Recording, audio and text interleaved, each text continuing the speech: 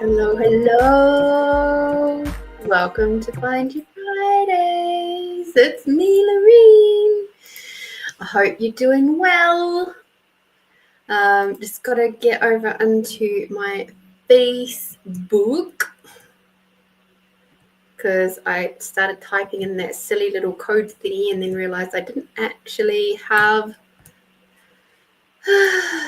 the little the thingy on the thingy. I have a little surprise for you all though. So let me just get over here onto this all and sort all this stuff out so that I can. That's better.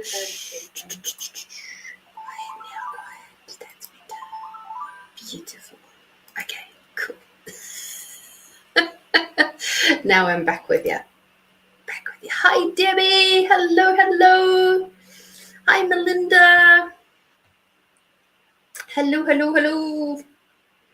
Woo! Cool bananas. Yay, Melinda, you're awesome.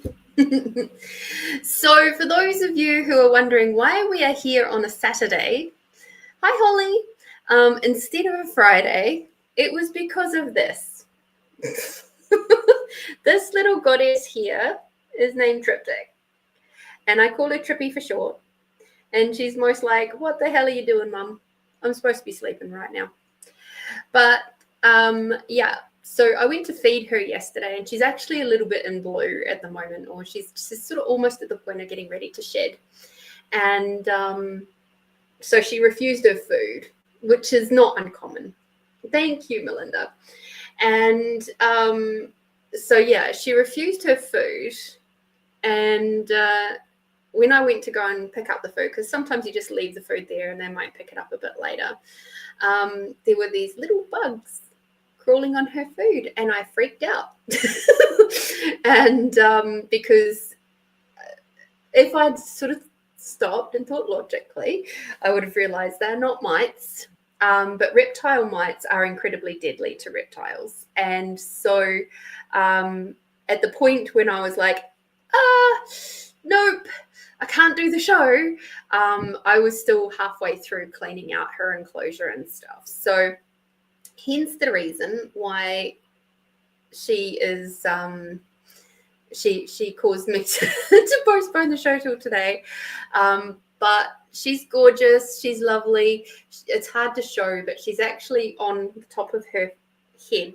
She's got like 3 patterns like this, which is why I've called her Triptych, because in art, in the art world, you have 3 panels of paintings and that becomes a triptych.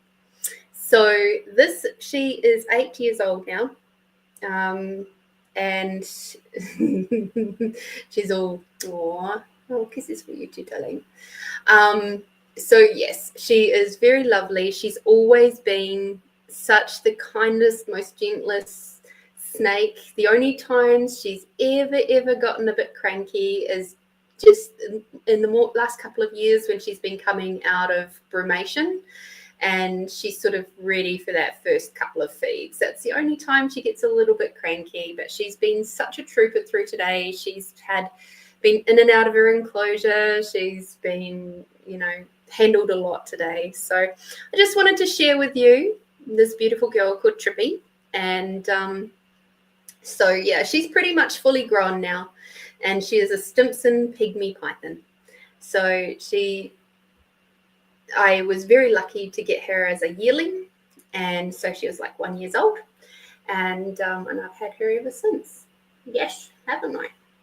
So yeah, she won't be joining us for the whole show. I'm actually going to pop her away now. So I'm actually gonna do one of my cheeky little adverts while I put her away. But I just wanted to show you guys, she's so little. I say that so a Stimson python would be twice the girth of her, so twice as fat. And so she is like, I say, the size of a man's thumb. And a Stimson would be twice as fat. So that's where her size comes from, the pygmy side, like her girth, but her length comes from the Stimson. and her colouring is a lot more, sorry, the length is the pygmy side of her.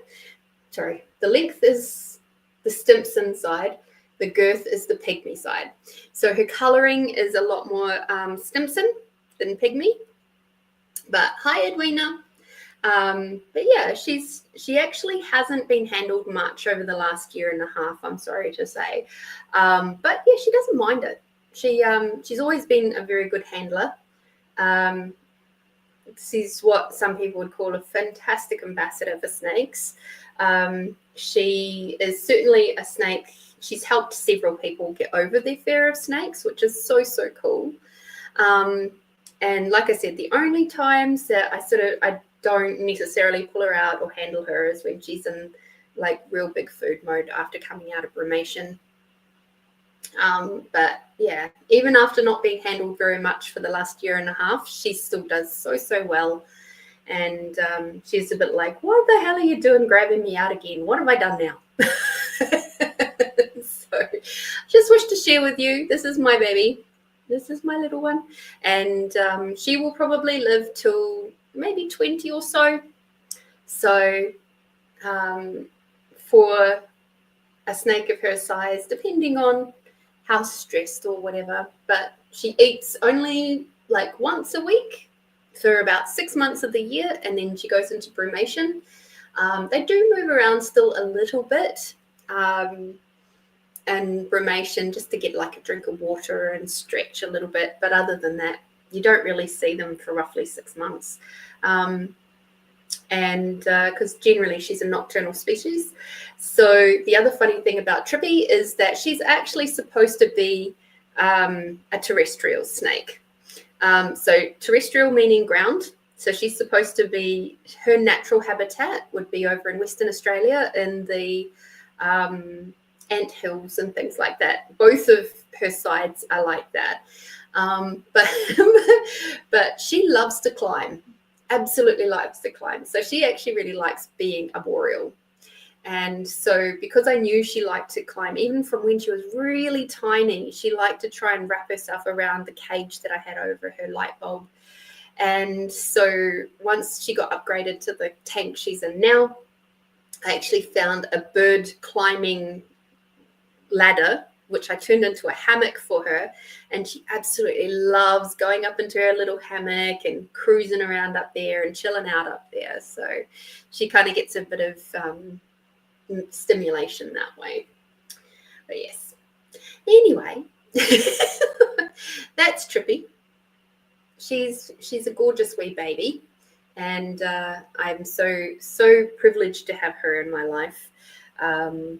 And I feel very, very lucky that she is such a good snake.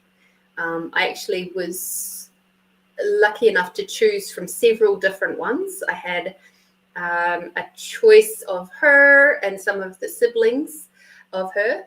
There was another male and another female. And then there was some Murray-Darling pythons. And I was like, those are going to get way too big. So she was just the perfect size. Just the perfect size for me. I didn't want a really big snake. I love having a snake that I can still basically hold in one hand, and that's pretty cool for me. She likes being wrapped around my neck and stuff like that, but yeah. So anyway, she's been out heaps today, so I'm going to put her back now. I'm just going to leave you with a little online session do flacker for about 33 seconds, and then I'll be right back. Say bye-bye, Trippy. See you later.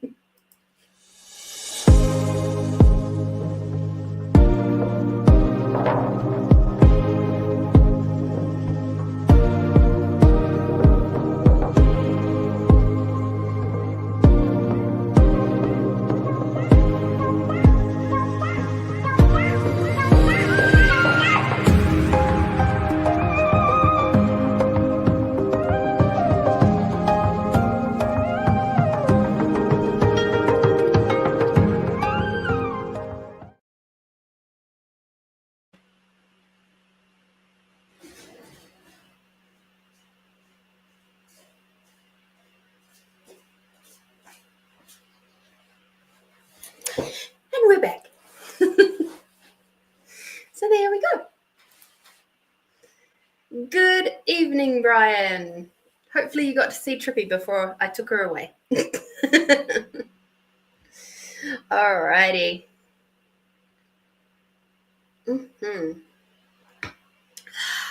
Oh, and in other news, I had a bars swap today. So I am very calm, very centered. I've had a nap this afternoon. I've had all the things. So I'm doing, and in here we have rose with vanilla. So it's like my cousin introduced me to this many, many years ago, and she calls it a hug in a cup. And I'm like, yeah, that's what I wish to have today, a hug in a cup. So it's rose with vanilla and it's black tea, but yeah. Mm-mm. Beautiful. Beautiful, beautiful. Ooh, and for those of you who are curious, so last week, who was it? I think it was Tony, was saying that she could see a Doberman behind me for whatever reason. So I hunted it up. I had a look in to see what the Doberman can symbolize, and it can symbolize strength, courage, loyalty, and fearlessness. So, and a protective nature. So given everything that has been going on for the last few weeks, I feel very honored to have a Doberman sort of sitting in my corner saying, yep, we're here with you, and to symbolize that strength and courage and the loyalty and the, you know, the fearlessness. Is like, I felt very much like there's been a lot of strength that I've had to be over the last 6 weeks. And it's like, it was really nice to have that acknowledged. So thank you. I'm pretty sure it was Tony for seeing that, acknowledging it, and passing it on. I appreciate it. So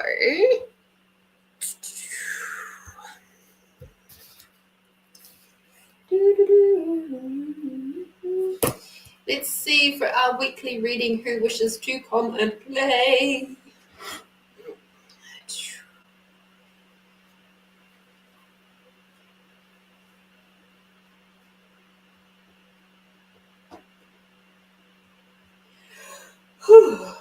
Okay. Okay, cool. That took a moment. So yes, I'm just so thrilled to have gotten my bars run today. It's been maybe October, maybe November. I don't know. It's been a while. It feels like a year, but I know it hasn't been that long.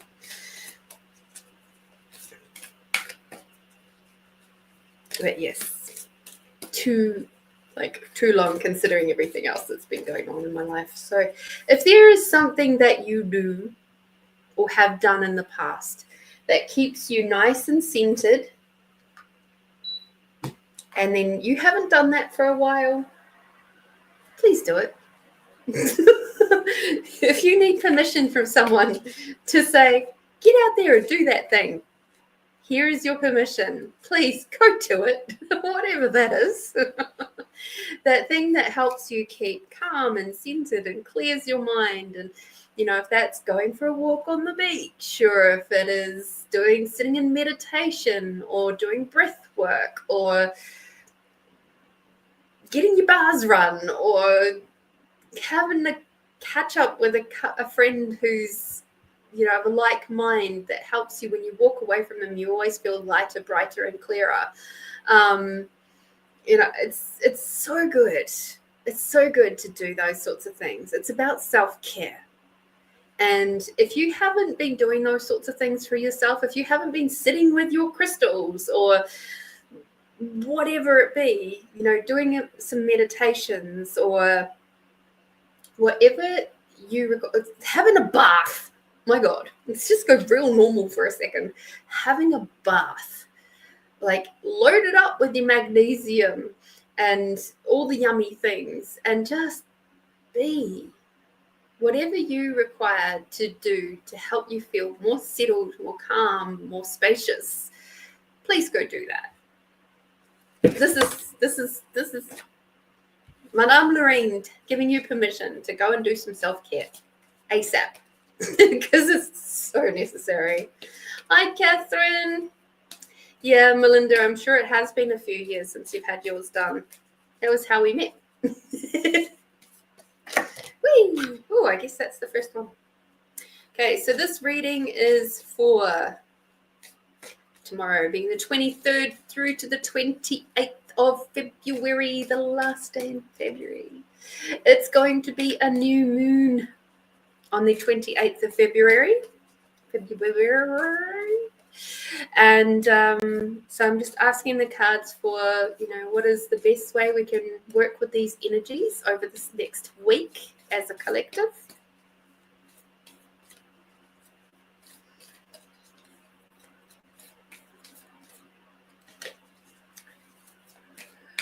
Oh, we're moving energy already. That's lovely.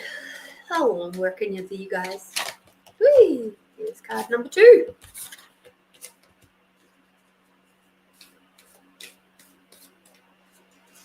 So yes, go do that thing.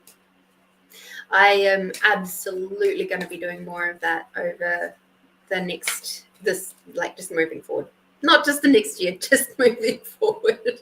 Far more healing swaps, far more just doing the things that give me a lot of joy. I was telling my friend today that one of the things I started doing last weekend was, because as you guys know, I said I've been doing a lot of fixing for other people. So one of the things I did last weekend is that every time I did something for someone else or for work or for my landlord or whatever, after I finished that task, I would turn around and do something for me. And whatever it was, something that just made me happy, made me feel joyful. And it really helped to even up the balance in my world. And I'm very grateful for that. So like today has been obviously a lot for Trippy and things like that. But then I balanced it up by this afternoon by having a big afternoon just for me and enjoying the shifting of energies and the processing. And yeah, it's been wonderful. Okie dokie. So if you want to use that little hint and tip, feel free.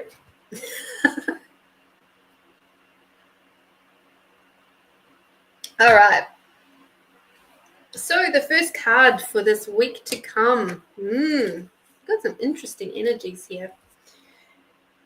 The first card that we've got is Rose. So if you want to know what cards we're using the Secret Language of Color cards by Ina Segal. It was my very first deck that I ever got from her collections. I don't know that she even had any other collections at the point when I got this one, because that was many, many, many, many years ago. Anyway. So Rose, we've got attract a relationship. So I get a sense that this week coming up, we're going to have a bit of a focus on relationships, whether that be the relationship with ourselves or the relationship with other people. So again, coming back to those messages from a few weeks ago of, especially if you're talking about the relationship with yourself, are you actually using your words? If we go being impeccable with our words, like by the 4 agreements, are you using your words in a beautiful way with yourself? Are you attracting a gorgeous, loving, delicious relationship with you? And the reason why I see that that's going to be something that's popping up again this week is because as we're coming into that new moon energy, it's that time of going into the darkening, going into the hidden spaces, going into our shadow, looking for those little things, those little bits and pieces that are not helping us. those funny little points of views that we've picked up from other people, those areas in our life where we're not being kind, we're not having compassion for ourselves, we're not giving ourselves allowance.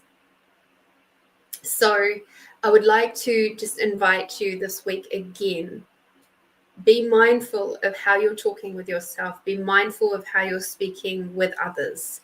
And if you find yourself like I did this week, of sort of overreacting, or not even overreacting, just reacting in a way that kind of makes you go, oh shit, where the hell did that come from? Which is what really prompted me to go, I've got to get my bars run. This is ridiculous. Like, I'm so over this whole thing of having to really consciously monitor my words, because I was slogging. I've been slogging through the last 6 weeks. I've been perhaps even 2 months. It'd be more like 2 months now.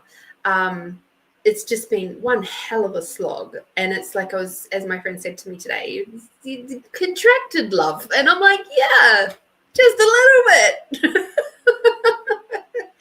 So, but it's like I've had to try and be so consciously mindful of the words and the things that I'm saying, because it's like I'm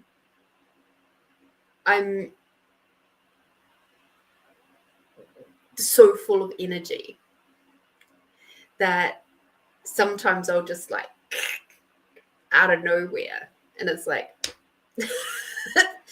anyway. So be mindful, do the things that make you happy, that free up the energy in your world. The next card for the collective for this next week is Burgundy, which is awaken your passion. So if we're having a fantastic relationship with ourselves, we'll be able to hear our passions with a hell of a lot more ease. So just be aware of that. Be aware of those passions, those interests, those creativities, those things that give you life, that make you feel good, will be starting to bubble up again. Now you might find that it will float through as a thought. So before I even hopped into here today, I had seen a couple of days ago a friend of mine who runs circles, women's circles. She's doing one for the new moon. Now, obviously, she's doing one on the Friday and then another one on the Sunday. And I'm like, well, obviously I can't do the Friday because I'm going to be here with you guys. So I asked her if there was space for me to attend Sunday. And she's like, yes, of course. Now, the reason for that is, as I was getting ready with you guys, for you guys today, I'm like, she kept popping into my mind.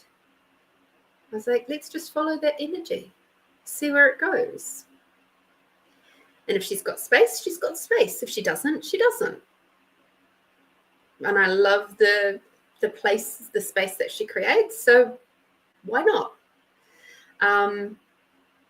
All they can do is say no. If you ask, they might say no, and that's okay. It was like, to get my bars done today, the only space my friend had was between 1 and 4 this afternoon. Of course. So, yeah. This next one, the words that are on there, I don't necessarily resonate so much with, but I will talk about it in the way that we talk about it. So this one is Azure, which is protect yourself. So in Ina's words, it's protect yourself. For me, what I'm going to say, this is a sign that you might find yourself getting a little bit contracted this towards maybe heading into Thursday, Friday next week. And that contraction can feel like you have to protect. But what you actually require to do is to do a happy little expanding out tool. Get out, expand out. Be in that space where you can not be reactive. You can respond but not react. Be in that space where you're not consciously fighting with yourself all the time. So just be aware of that. Towards sort of like mid to late next week, you might find yourself being a little bit like, a little bit wobbly, a little bit like crunchy. That might be coming up a little bit towards the end of next week.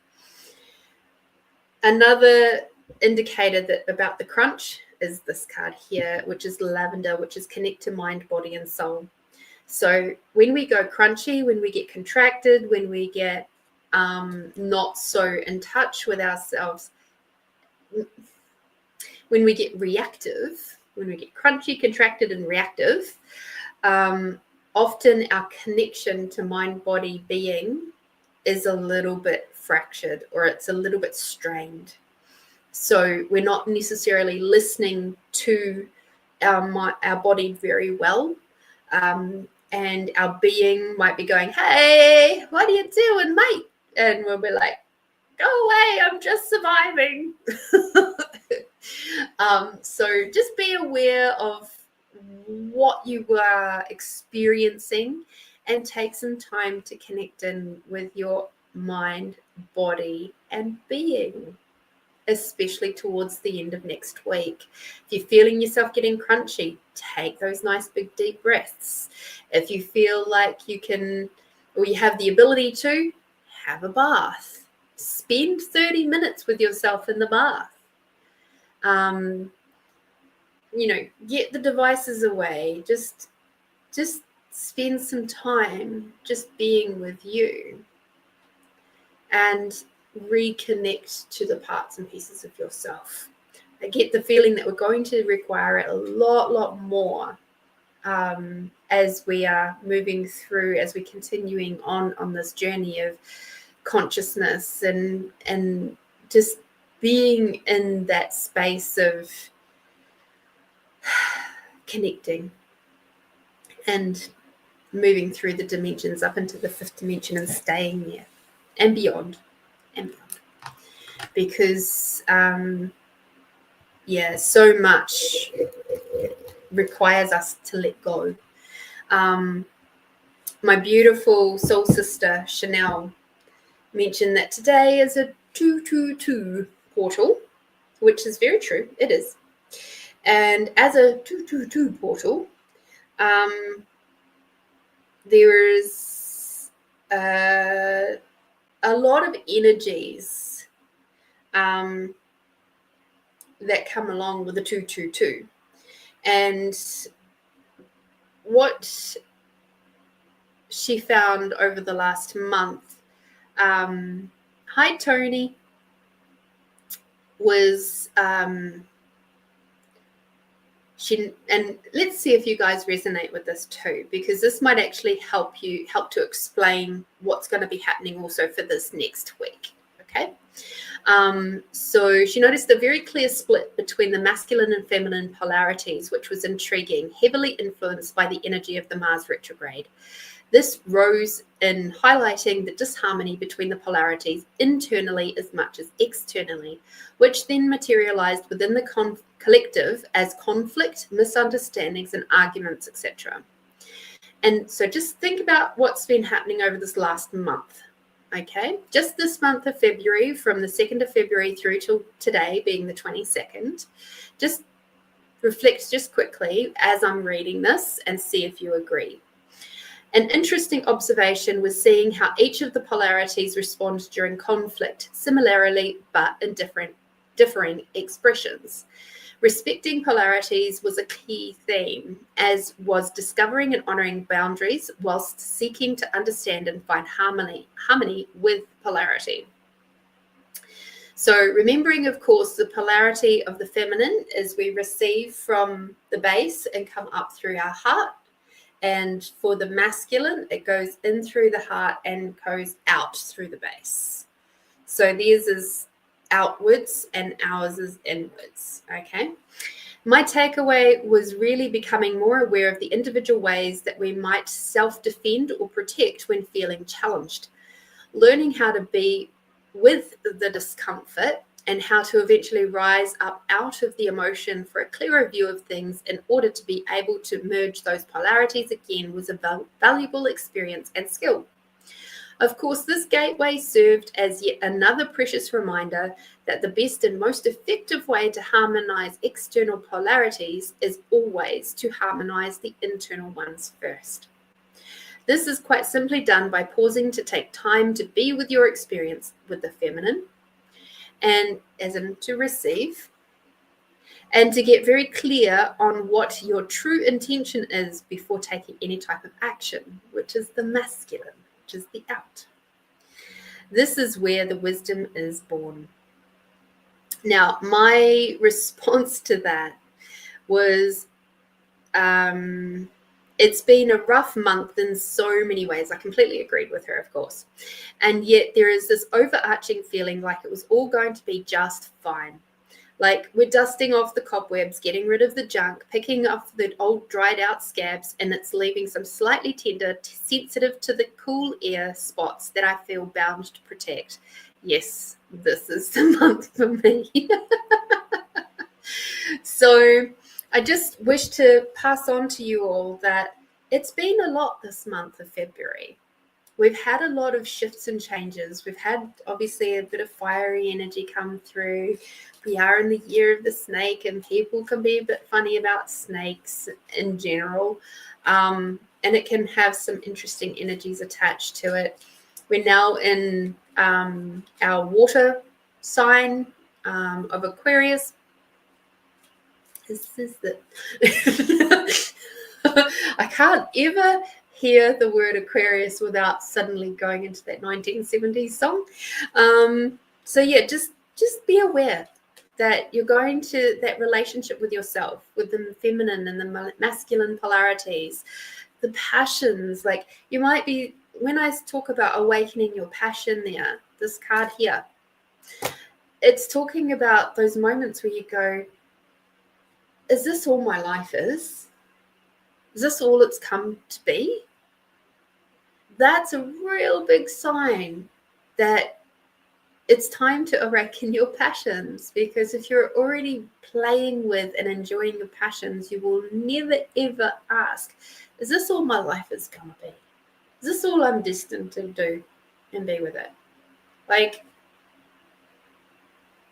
if that's the case, I might as well just freaking pop my plugs now, right? That's a really, really super big sign that you're not actually playing with your passions. The things that light you up, the things that can bring you joy.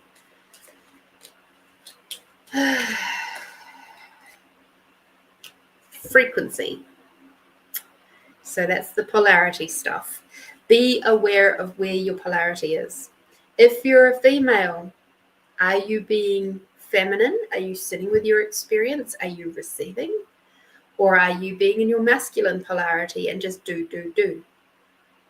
Be aware.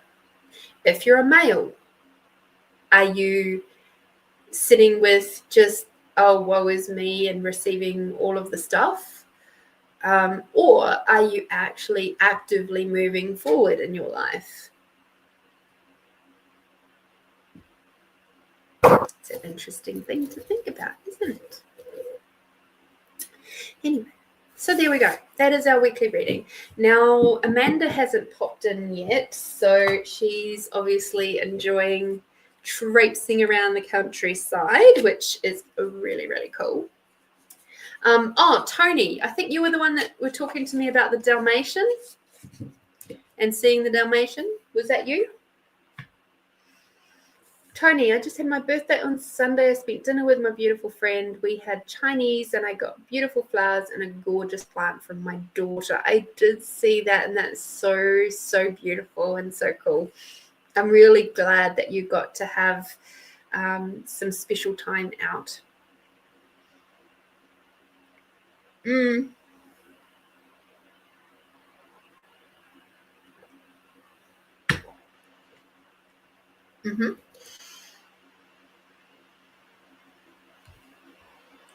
Cool. So I did actually do a little bit of searching around on what the Doberman was all about.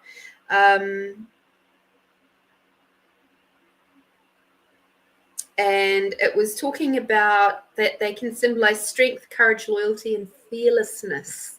So given the things that really resonated for me in relation to me was that it was a wonderful moment of acknowledging the amount of strength and stuff that I've had to have over the last few weeks.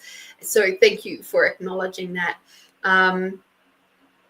And like just that whole thing of moving out, being on my own again, living on my own, being in my own space once more. It's and I do feel very protective, which is another sign of the Doberman. So I appreciate the fact that you saw that, and I acknowledge that. So thank you. All right, Melinda, you're up, my love.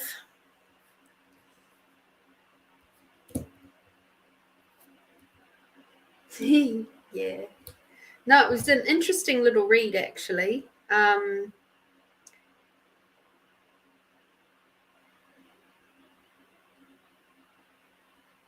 Just curious to know what else it said, because there was something interesting that popped up.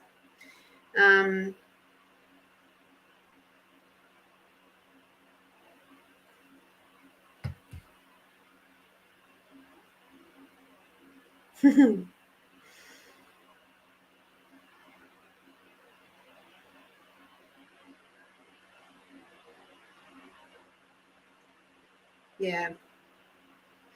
So this, of course, with any symbolism, totems, and that sort of thing, there's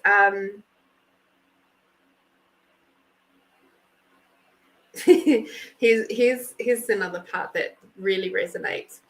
People with the Doberman totem are a contradiction in temperaments. They are aggressive and fiercely protective of those who are close to them, and yet, like the deer, incredibly compassionate and gentle at the same time.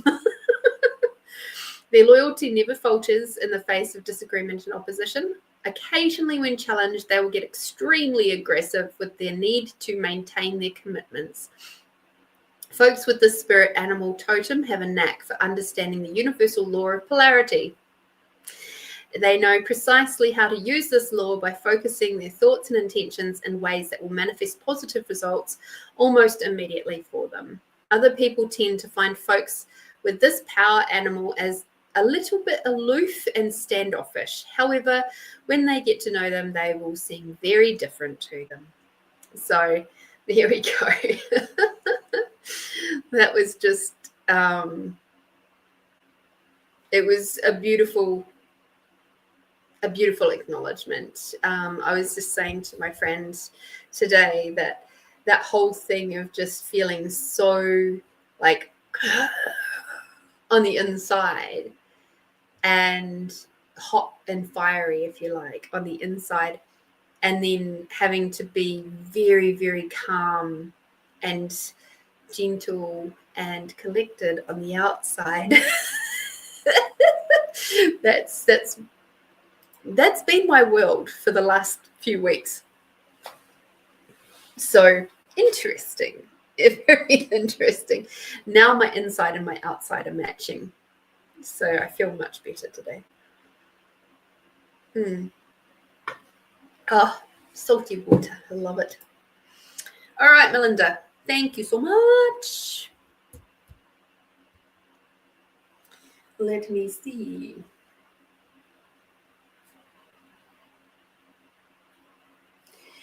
Who wishes to come and play with Melinda?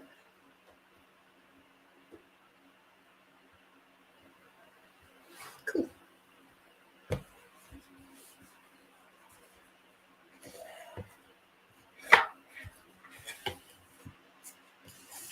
We've got some reading to do. So for those of you who are new to my show, you will see across the bottom of the screen there is a PayPal link coming up shortly that people give a donation of whatever and they get an extended reading. People with extended readings, people who donate always get preference. Here it comes now. For readings, and then depending on the night, depending on how many readings I've had, there will be an opportunity for you to get a little sort of free mini reading of sorts, but done in a way that is unique to Find You Fridays, even though today is Saturday, but it's Friday in America, so yay, we're Friday somewhere. And then you can stick around for that if you like. If that doesn't float your boat and you're just here for a freebie, and then that's cool. Stick around, you might learn something somebody else gets a reading for who has donated might actually resonate for you. Otherwise, have a great day.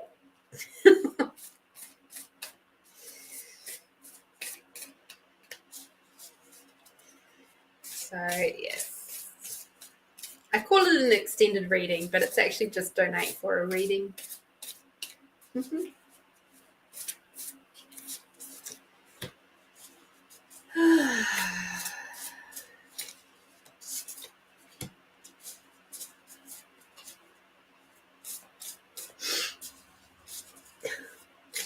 Tony knows how it works. She's been around for a while now. Not hard. I have been finding it very interesting how many of my circle have not read the 4 agreements.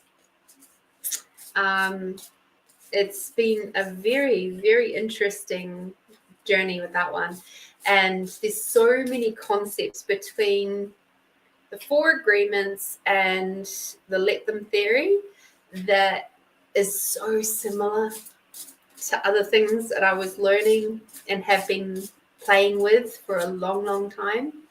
And I'm just like, wow, this is so cool. And like my friend said to me today, sometimes it's nice to hear it in someone else's words or a different modality's words or something like that. And it just sort of seems to sink a little bit differently, you know? All right. So, Miss Melinda, we have a bit of reading to do because you got the shaman's dream. Which reminds me, I'm going to do some traveling around tomorrow. Got to go to Port Adelaide tomorrow.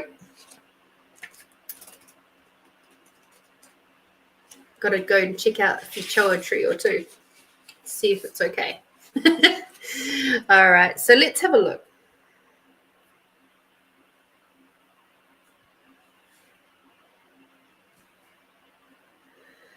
Interesting.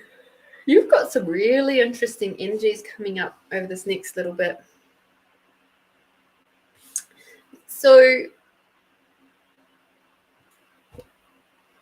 yeah, I know, Melinda. It's so weird. And it's like these, like obviously the let them theory is a new one, as far as Mel Robbins' version goes, because apparently it came from, so I'm just going to address this whole let them thing.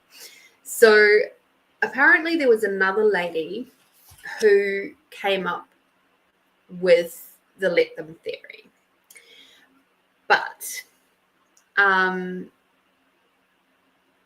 me see if I can find her so that I can give her the credit where it's due.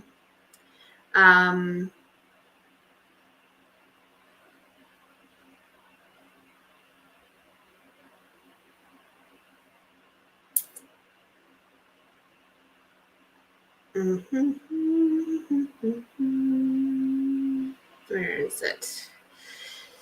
So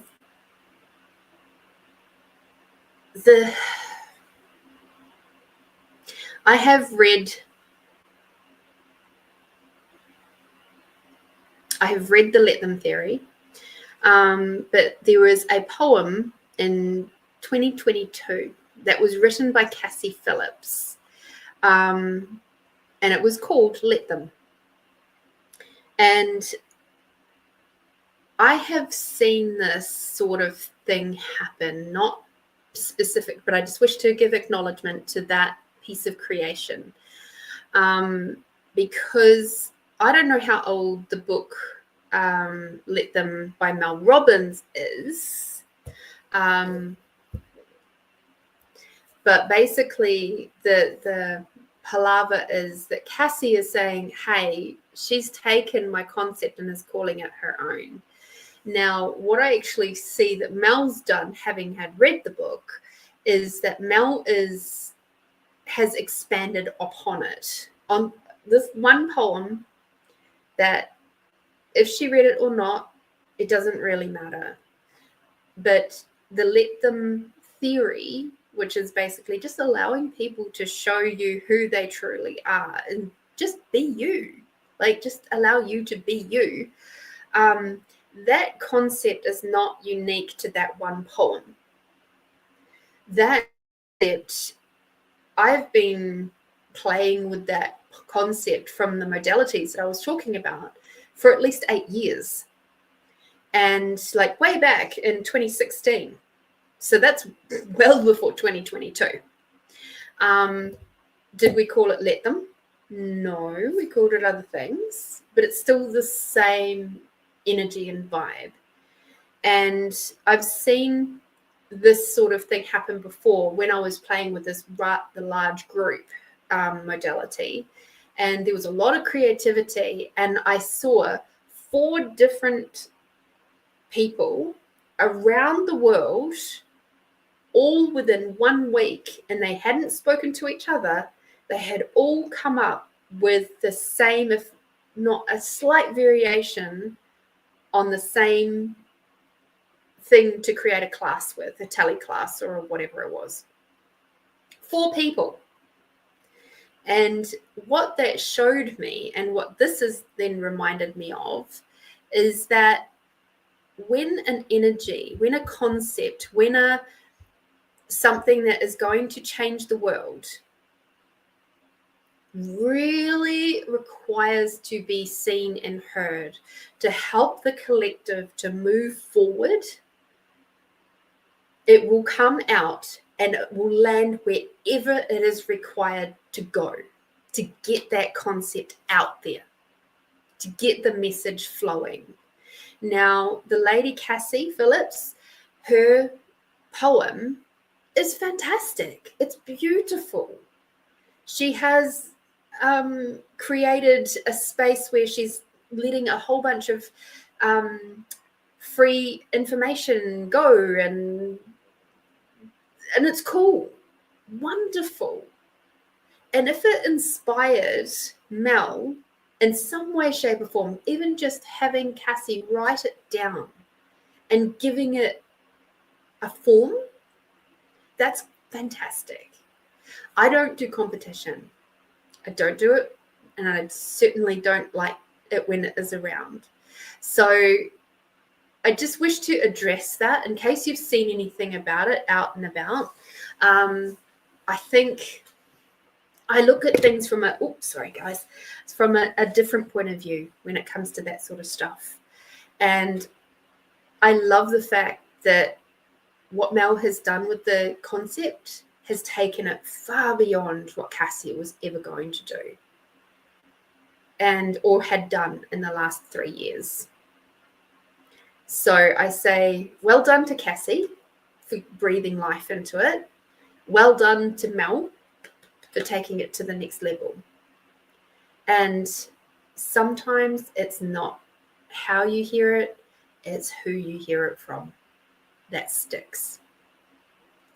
And I love it all. And I'm wish for that for you guys too, to comprehend that the messages and things that you hear, the message, not necessarily from me, I'm talking about from your teams. I'm talking about when you're in on the toilet, in the shower, in this car, when you're just being quiet, when you're sitting with yourself, the messages that are landing with you that are related to the collective are important. And sometimes those messages are coming through to you specifically because you're the one who can get that energy out there. You're the one that can move that energy forward, to give it life, to embody it. Even if it is just you're working on something within yourself, like Mel was and is. Even if you're working with something with yourself, it's going to change the energy of you. Like the fourth agreement of always doing your best, because you're constantly shifting and changing, and your energy is constantly shifting and changing. Sometimes you're high, sometimes you're low, sometimes you're in the middle, sometimes you're contracted, sometimes you're expansive. You just got to do your best, right? And if you're constantly working on you, and you're listening to those messages and you're embodying them and you're being reflective and you're looking at the last month and you're going, God, well, I could have done that a bit better. And maybe that interaction was not so great. And maybe that interaction could be better in the future. What if I did it this way? And if it ever comes up again? Being responsible for you and how you interact with the world around you, that changes your energy, and it also inspires others to do the same. So be aware. Okay? Right. With that said, let's get back to Melinda's reading. Netcaster, which is preparations come to fruition, a surprise, a result beyond expectations, is the Netcaster. Let me see if I can get you to see that a little bit better. Interesting card, this one. The Netcaster arrives to tell you to stop praying for the fish. They have arrived. It's time that you cast your net, lest they swim away. Everything that you long for is within reach, but it has been so long since your prayers were answered that you have forgotten how to receive what is being offered to you. Remember that polarity thing? That's all that. Put down the prayer beads and open your arms and heart to receive rewards beyond measure. Cast your net. Take the next step that you have been planning for so long. Remember that the fish wait for no one, so time is of the essence. Heaven and earth are in perfect alignment for your victory. The stars are positioned for success. The only one who can spoil the perfection of this moment is you. If you ask, do I really deserve this? You will sabotage the magic and shatter the crystalline flawlessness of the now. The Netcaster can also arrive to bring you bad news, to tell you that you have been snared in someone's trap and must wriggle free.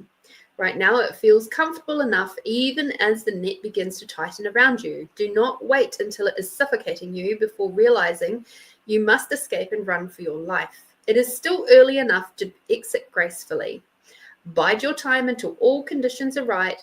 Go to your place of stillness, of deep quiet, and watch for the signs that a new opportunity has arrived. Right now, you are patient because you feel things will go your way. Learn to be patient with the people and the situations that are more challenging. So what I'm seeing from this one is that forward movement thing. And the things that resonated the most out of that reading was that it is time for that forward movement. I know we've had that discussion about you decluttering and all of that sort of stuff, and just reorganizing and having fun doing that over this next little bit. This is the card that's telling you, yeah, do that, because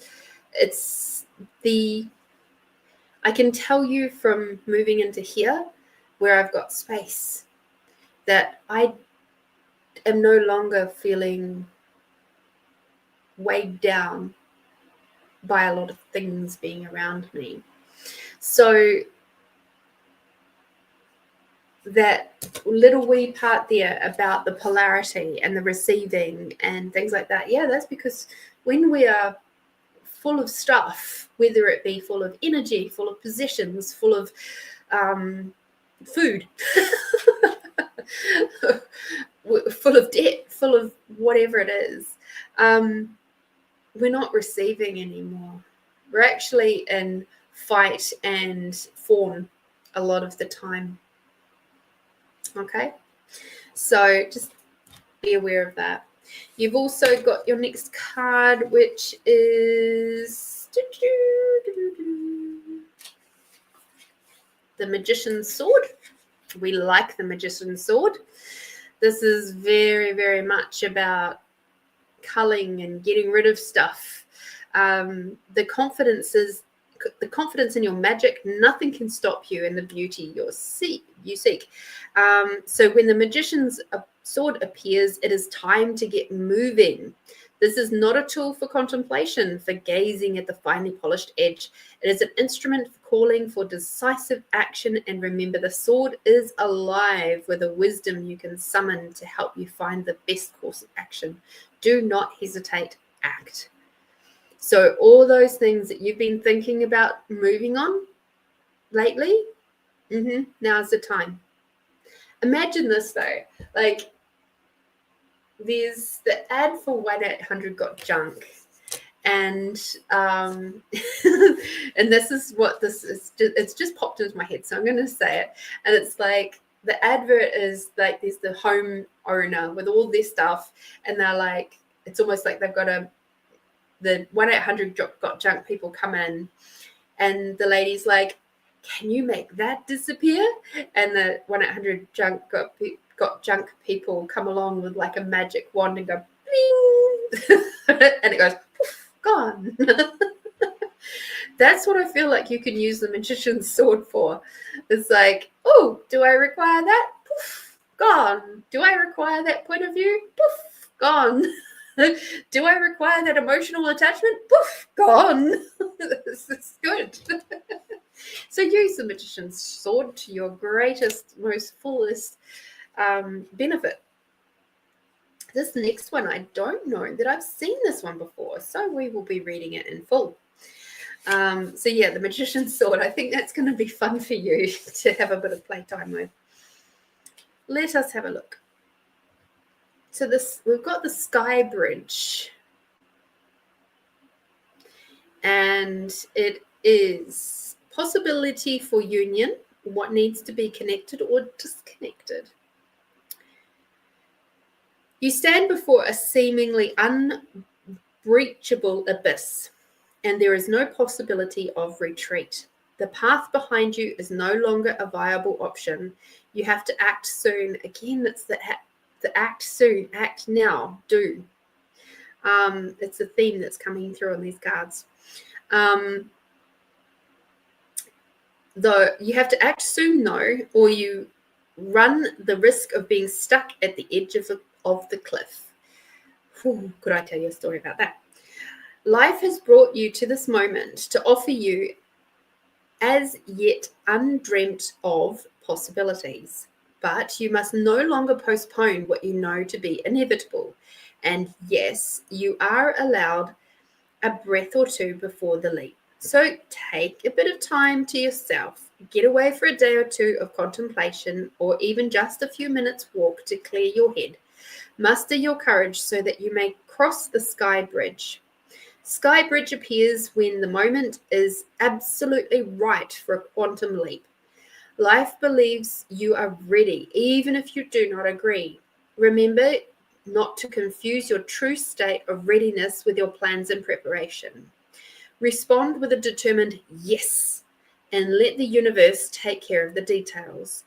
You need only hold on to your positive affirmation, and the way will become obvious as you take flight and clear the abyss. So the reason why I say I can resonate with this one very deeply is that was how I got into Anus a Girl. And when I got that book, when I was dealing with precancerous cells in my cervix, and I knew that things were going wonky down there and everything was up the shit, and I touched that book, I looked at what it said to do, and I went, I have to have this book. I felt exactly like that. Like, excuse me. Like I was standing, and I remember saying to the lady that was running this group, I feel like I'm standing on the edge of a cliff and I'm about to step off, but I don't know what I'm stepping into. But I feel like I have to do it.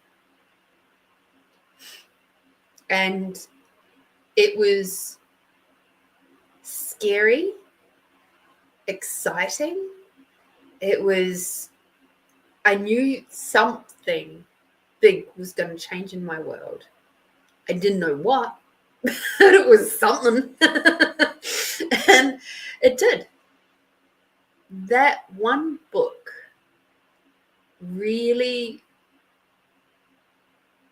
broke me open. That one moment of dealing with that one bodily incident broke me open to this whole world of spirituality, of healing, of spiritual healing, of connection, of welcoming in my psychic abilities, my connection to spirit, my connection to bodies, to the everything, the auras, the being able to use cards, the everything. That one book. And I know you've done so much work over the years, and what I'm seeing here is they're going, and now's your time. Now's your time to break free of the things that have been holding you back for so long, that you become a bit comfortable with. You know, it's a bit like the devil you know, rather than the angel you don't. There is great freedom in having the space to breathe, whether that be from financial problems like debt and things like that. Like, I remember when I became debt free for the first time in a long, long time, and I was like, I actually don't know how to be with this. And I felt like I needed to go out and get something, to buy something, put it on loan, put it on HP, do something. Because I was so not used to the feeling of the freedom of not having debt.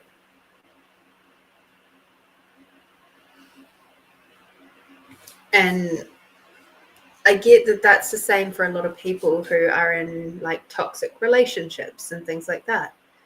It's difficult to know how to breathe without it there, because you're so used to it. That just becomes your normal. Right, this next one. Curious to know where this one's going. So yeah, it's time to leap. Beautiful goddess. Root girl. And it's the disowned self, hidden beauty, the need for acceptance and love. So I think your team's giving you a little bit of a nudge here. So the root girl sits shivering, unclean and naked at the base of a tree of self. She is unloved, unwanted and shunned for her deformities. She has no home, but is safe burrowing underground to dwell near the deepest roots of this sacred tree. Who is she to you? Could this urchin be the one part of you that, reintegrated, can lead you to wholeness and true purpose? This is a part of you, the embodiment of a deeply flawed perception of your failures, manifesting as guilt and shame. When you project envy onto others, or any emotion that is any emotional instinct that you've learned to repress or deem unnatural, it's this homeless child self crying for attention. Homeless child self crying for attention, acceptance, and love. You want to lash out, ignore it, push it aside, all while refusing to acknowledge this ugly quality as belonging to you. If only you would look into the root girl's eyes and see the beauty and the unmet need, your unmet need, you would realize that this part of you asks for your compassion and understanding.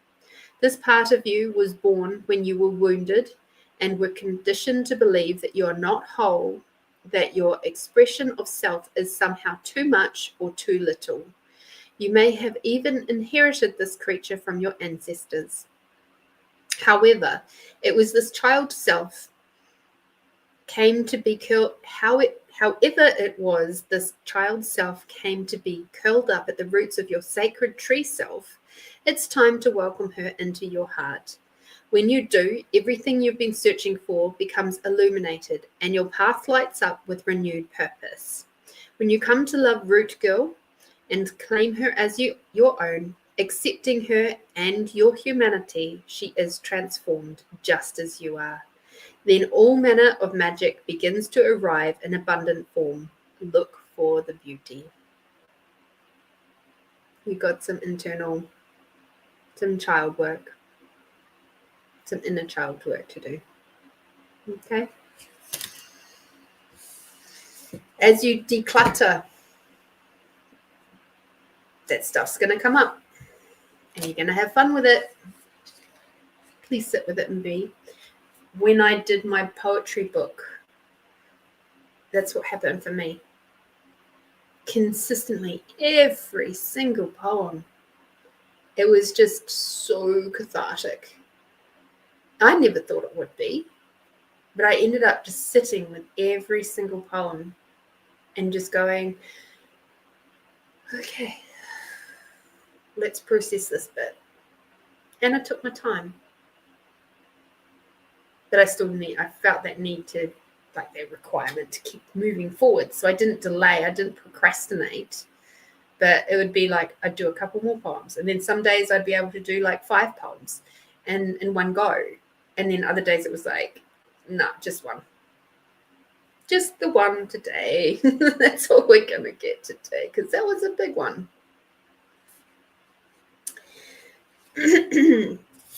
Now, this is so interesting for you because this next card is it's like, I just love how your team does this. It's like they kind of give you the boot up the butt, but they also give you the trail. And then they give you like a little bit of like a instruction manual. And then they kind of say, and this is where you're leading to. So I just love it. Because we've got the unmarked trail, which is the revelation, an unprecedented experience and discovery. You are called now to embark on a sacred journey. The Aetherian Knights, in their quest for the Holy Grail, had to make sure an unmarked trail that no one had ever followed, or they would not accomplish their goal. Likewise, you must enter the darkest forest of your soul via a route as yet unidentified to find what you seek. The manicured paths will bring you only temporary pleasure and later great pain. Stop it! You already know there is no reward at the end of the road you are following. You are only killing time. Pause, breathe, and commit in your heart to a sacred endeavor. Vow not to look for old solutions that may have worked with past challenges. Get out of character, try the outrageous, and keep your quest private. Now is not the time to speak of the voice that called you to embark on the unmarked trail. That time will come. The unmarked trail can be a sign that you have already made a choice, even if you do not want to acknowledge it. Be at peace with what your heart knows to be true. Your heart has already been made up, and your mind will follow. Pack lightly. Take with you only essential beliefs that you know to be trustworthy under all circumstances. The universe has your back. So it's really quite, it's like saying, it's okay, this is going to be a journey for you, this next little bit. And it's okay. And yes, it's going to be challenging, but it's okay. Because what do you know? The Aetherian Knights did find the Holy Grail. They did get there. Was it challenging? Absolutely. Let's see which yummy card is for you. Oh, goodness. Yummy dream. So with that one, I get have a vision.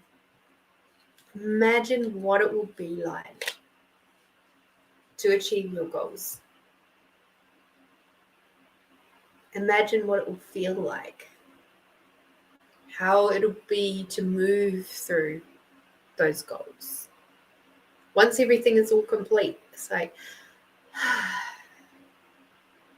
you know, for people who would be struggling with debt, one of the coolest things is to imagine what it would be like to go to the shops, to the supermarket, and not have to be penny pinching, to just be able to get whatever you wish to have or require off of the shelves without having to think, oh gosh, how many dollars have I got in the bank account? Just go in and get it. How good would that feel? And that was the thing that kept me going with coming through to this place. There was a couple of things actually. This house and I have a theme song, which I realized today, which was kind of funny, because when I came to view it, there was this one particular song playing, and I was just like, and I just sang it over and over and over and over and over again. And I was like, oh yeah, cool. And I got the house. And whenever it pops up, I think of this house. It's like the relationship I have with this house is a very deep one. It's bringing me to that space of centeredness. And this is what I see for you too, is like the journey that you're on right now, this space that you're moving into and that we've spoken about a little bit, this is very much, it's going to be a very cathartic time for you. And this is going to be something that's going to challenge you. But use your magic. Use your magic sword. Bing. And it's interesting because I'm not seeing a hell of a lot of community stuff happening in here. I'm seeing a lot of introspection. I'm seeing a lot of solo stuff. I'm seeing a lot of moments where you're just going to be doing it for yourself. And there might be moments where it is time to call on the help of others. Like doing that inner child work can be very challenging. But you're also incredibly talented. So remember, not everything is what it seems to be. Sometimes it's the vision that will pull you through. Don't let it stop you. Don't let the tricky, tough moments stop you from achieving your goals, achieving your vision. Thank you. Thank you. The other thing I'd just like to acknowledge with these cards is, I know they're not color cards, but if we have a look, if I fan them out like this, you can see there's a very clear theme in color. Very, very deep base colors. So please be in your feminine. There's going to be some masculine aspects of like the physicalness of what you've got to do, but be in your feminine, be in your receiving. Does this bring me joy? Clearly the cards are saying it. You know, we look for the themes, right? You look for the things that are obvious, that are jumping out. Thank you, Melinda. Thank you for your very super kind donation. I appreciate you so much. Find You Fridays appreciates you. Crafting Possibilities appreciates you. You literally are keeping the show running, and I couldn't be any more grateful for that right now. Because moving house is an expensive wee business. So thank you. Thank you for everything you are. Thank you for everything that you do. And I look forward to connecting with you further.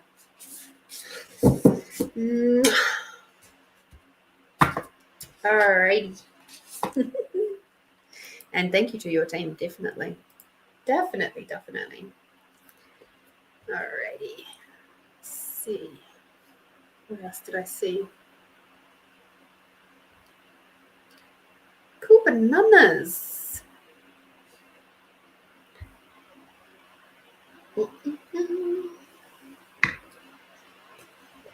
Tony said, I've been like that with no debt. Like that, I don't, and I know what you're saying. Yeah, absolutely. I know that there's other areas in my life I can be a bit like, oh no, I don't know how to function without that there. Some things are healthy, some things are not so healthy. I think we've all got our little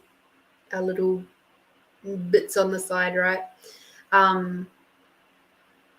So like a healthy thing for me of going, I don't know how the fuck I would survive without it, is my energy stuff, my energy work, this side of my life.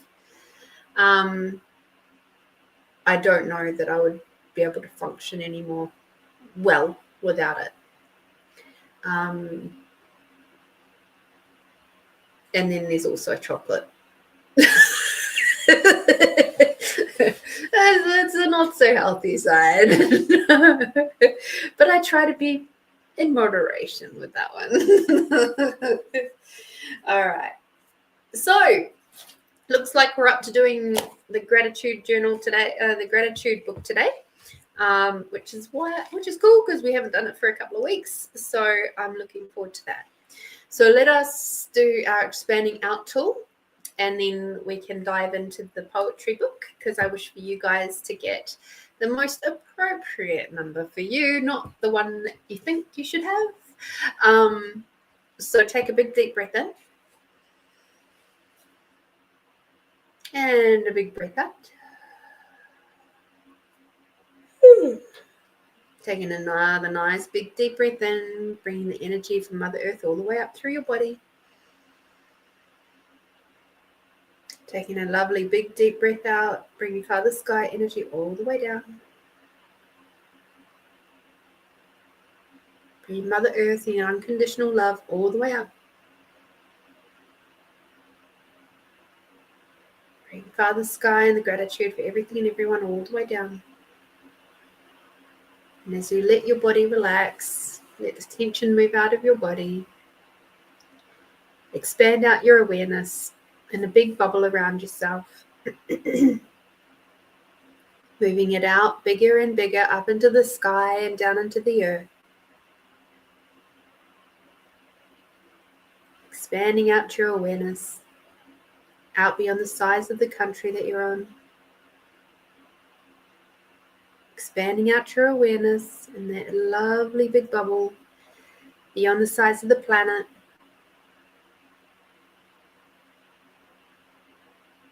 Beyond the size of the solar system.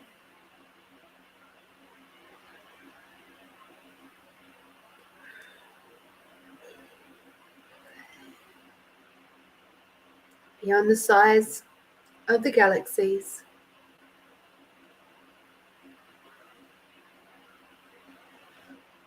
And now beyond the size of the universes.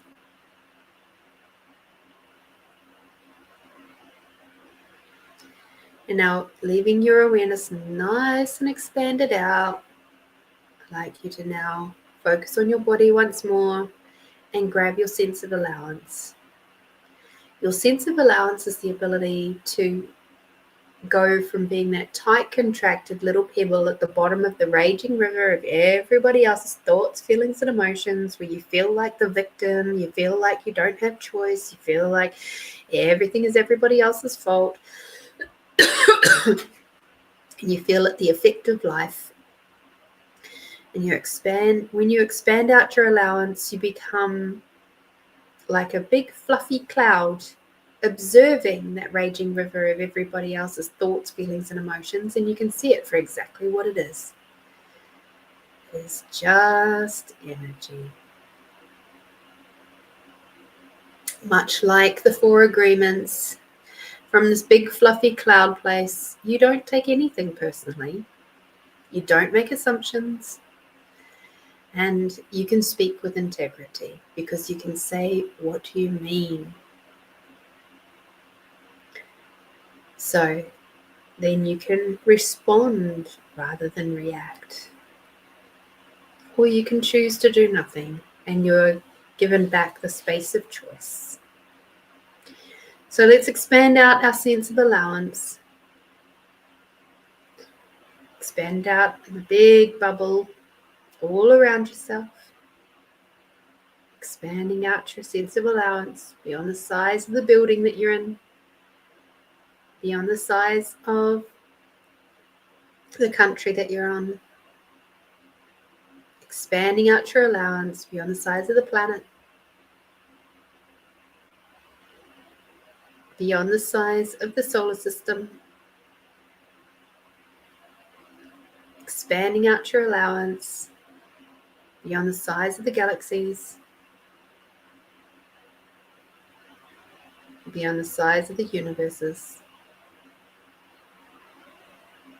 Now expanding out your allowance beyond your awareness.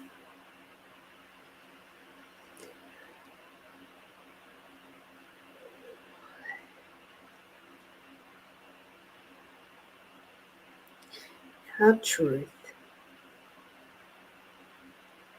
For this next week, what number poem between 1 and 88 inclusive will be the greatest contribution for you for this next week? The first number that pops into your head is the one that is for you. Please put that into the chat now.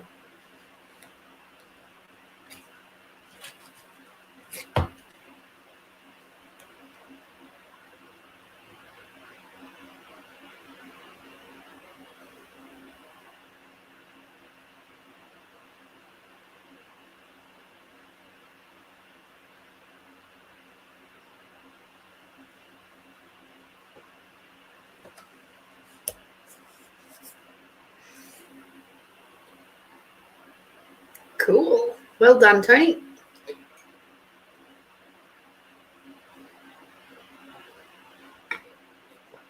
I love it.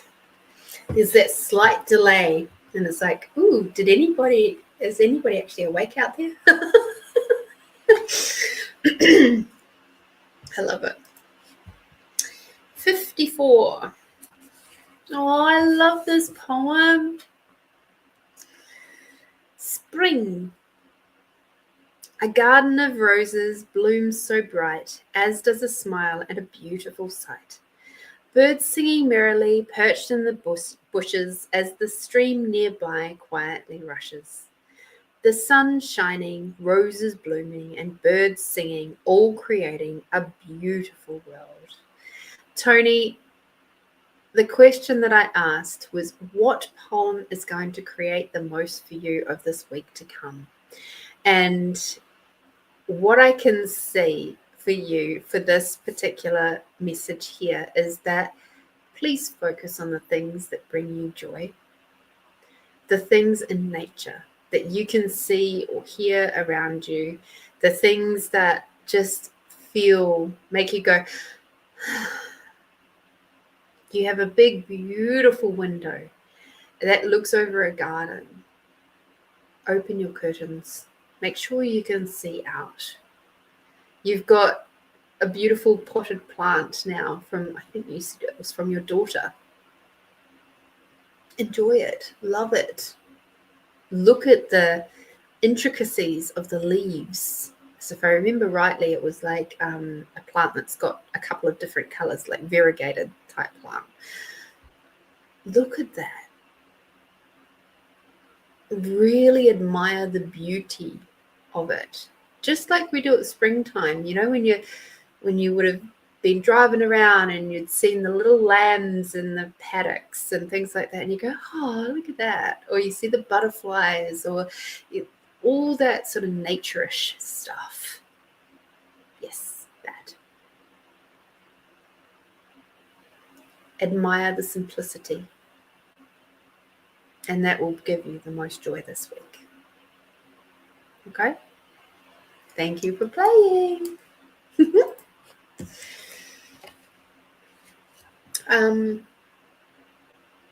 Do I record them? Sort of. Sort of. It's recorded here.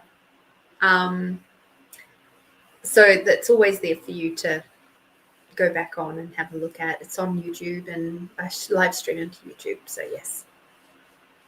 That's why we do the meditations right at the end. So you can actually skip all the way forward to the end of the thing, and you can watch the last part if you want. And I do have a plan to have more of them separated out and put into, like, there's a few that the meditations for the end,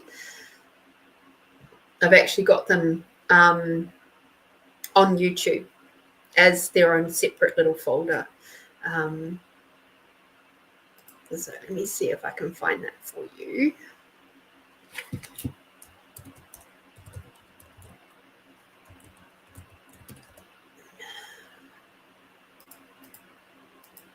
I can find it for you pretty easy, but I'll put the link into the comments so that you can see that.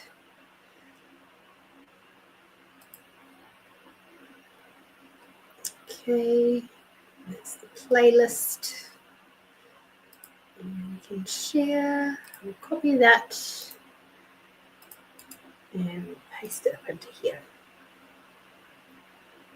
Okay.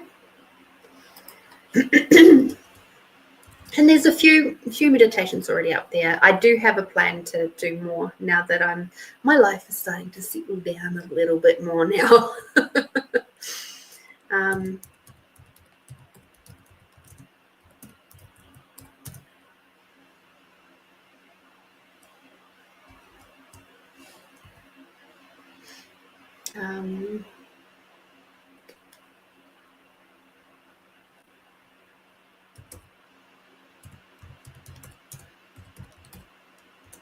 There you go.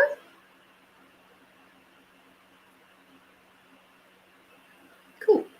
So like Melinda said, sometimes I go back and watch the replay to do the meditations again, or if I go to bed early. And I appreciate that you do that, Melinda. And of course, if you watch over on YouTube, that always helps me with my hours. I think I have to get something like, there's a certain amount of hours that I have to get to be able to become monetized. I don't do that for the monetization, as you guys know. Or maybe you don't. Maybe I should stop saying that. It would be nice to be monetized by YouTube. That would be lovely. Oh, Catherine, thank you for watching the replays or listening to the replays too. I appreciate that.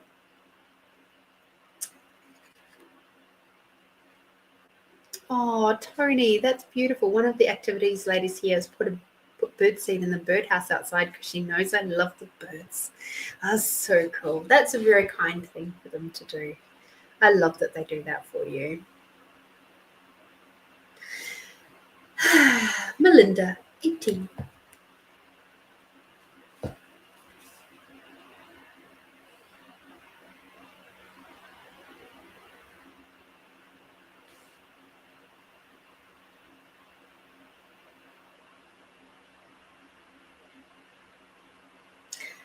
This one's an interesting one. I will be reading the blurb that's at the bottom. It's called Reaching Out. Help me in this time in my life. Help me to get through these days smoothly. Help me to see the bright side. Help me to achieve what I want in life.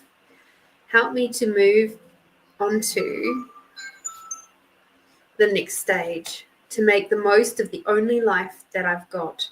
Help me to be happy, but most of all, help me by being there in thought, feeling, or just as a presence. So please help me. And what it says here in that lovely little blurb at the bottom is, and I think you will resonate the most with this. So that's kind of like the intro. I said, at last I chose to ask for contribution, calling out to the world of the spirit, the world of the earth and the nature, to lay my swords down, to become vulnerable to the entities who didn't judge or hurt.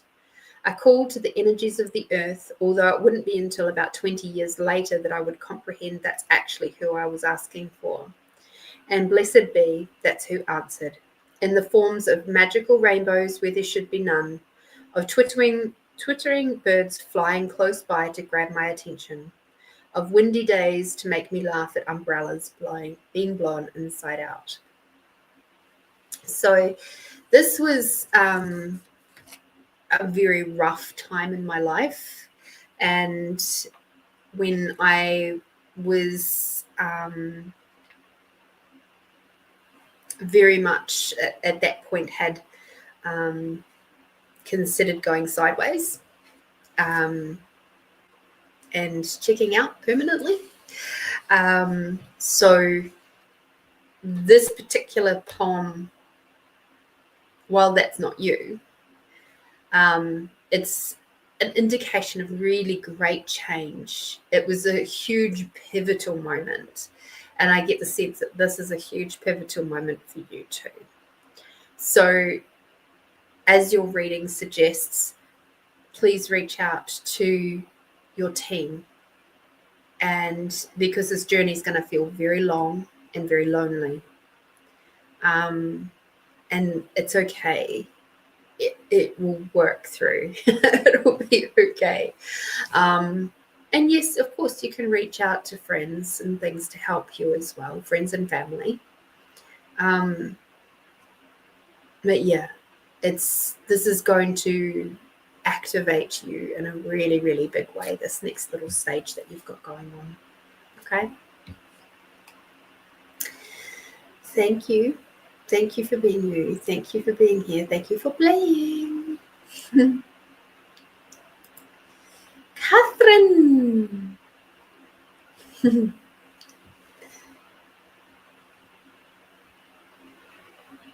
You're welcome. You're welcome, welcome, welcome. 56 for Catherine. 56.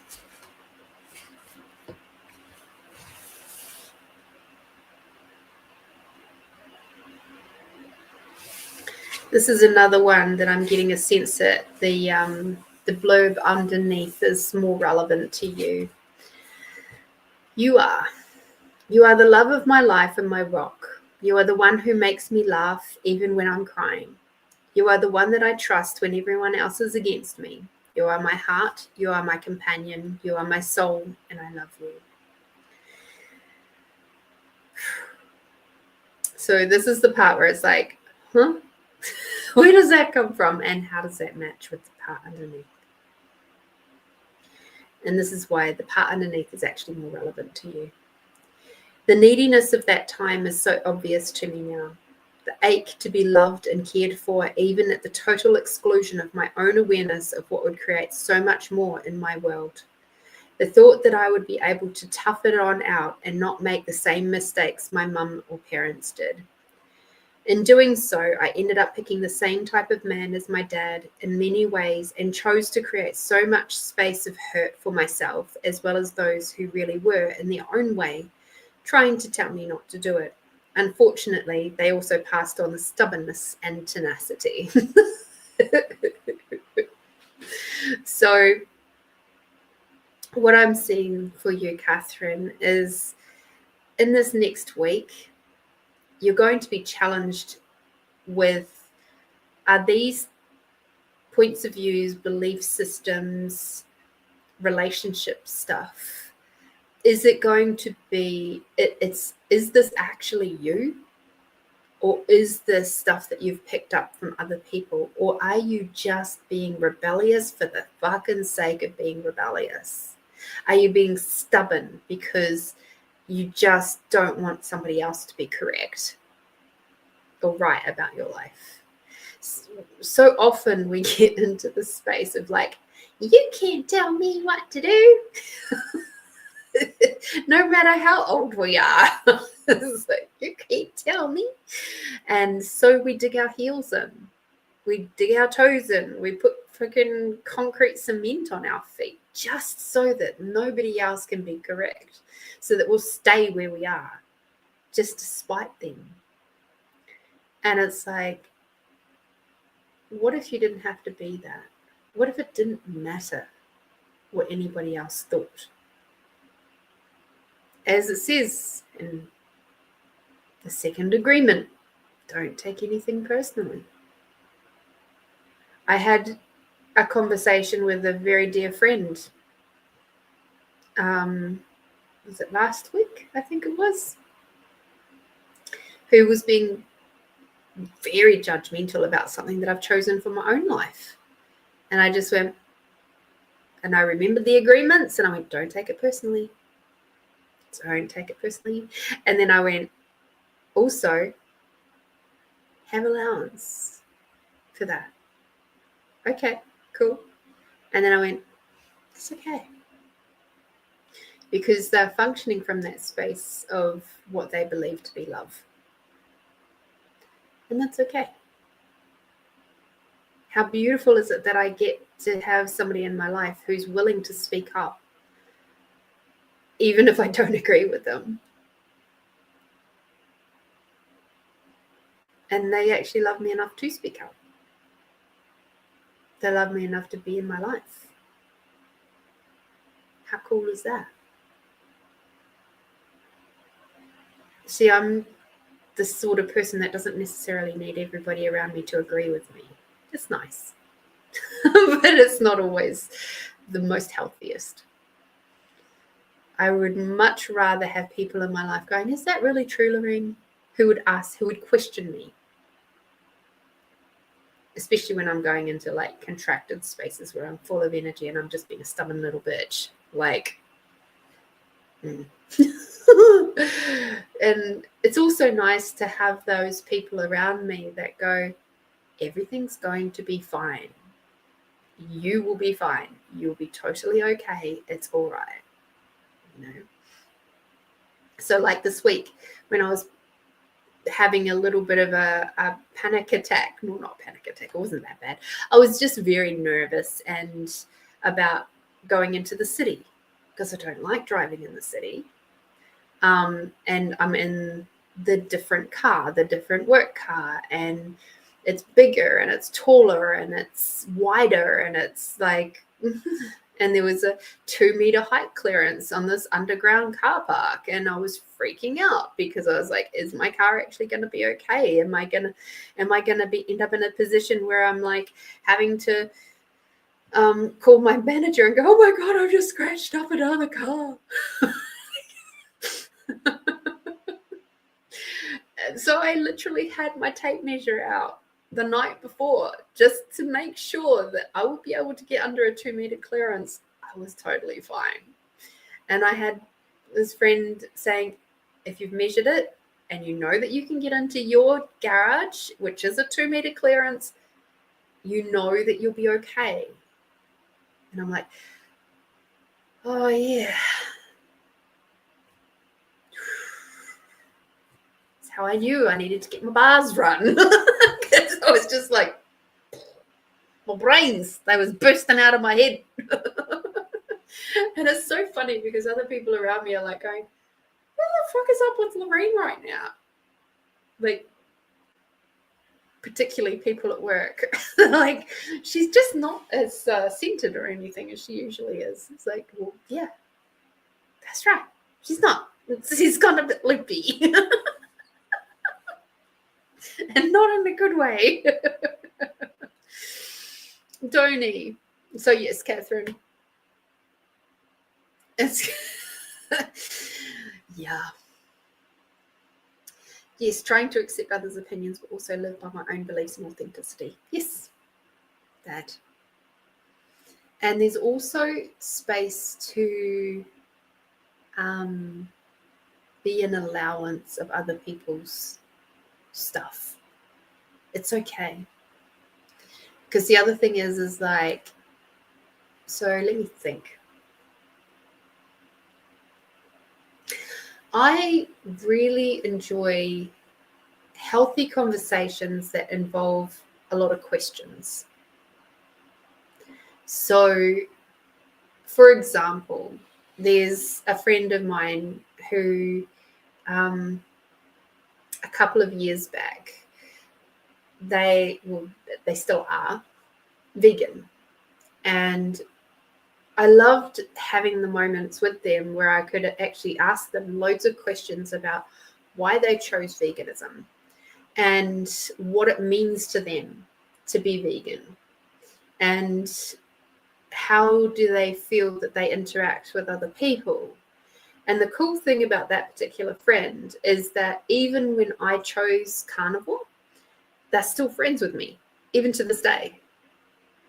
And so, like, our posts on Facebook are completely different, obviously, because that friend has a very, it's a really, they've chosen veganism more for a moral standpoint, which is fine. Like, that they just choose what they choose, right? And there's moments where it's like, we actually have a mutual friend who's omnivorous.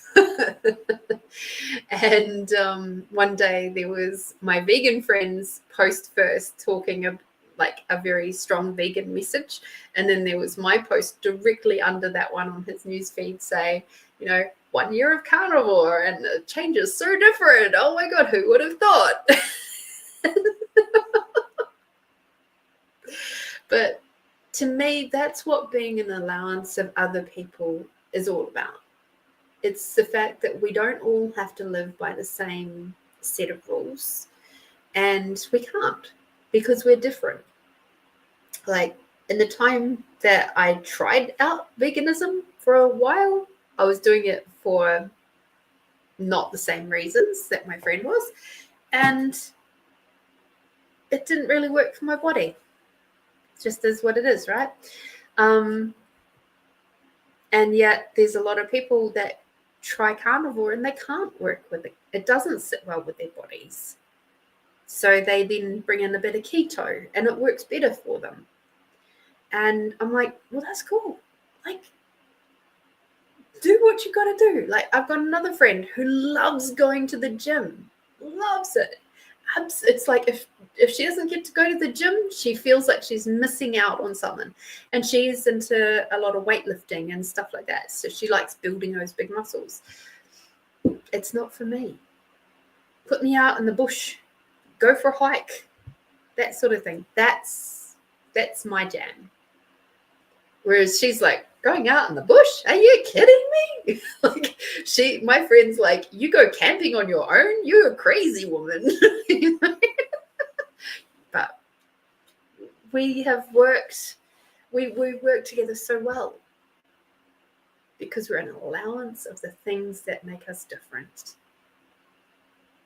But we're still equally open to the concepts of the other person. And we just go, that's not my preference, and that's okay. So I think really what that poem was saying to you, Catherine, is to just soften a little bit, not being so rigid and being so, yes, live by the beliefs and your authenticity, but also be a bit more gentle with it. Okay? That's what that was saying. That's what I'm getting. Take it, leave it.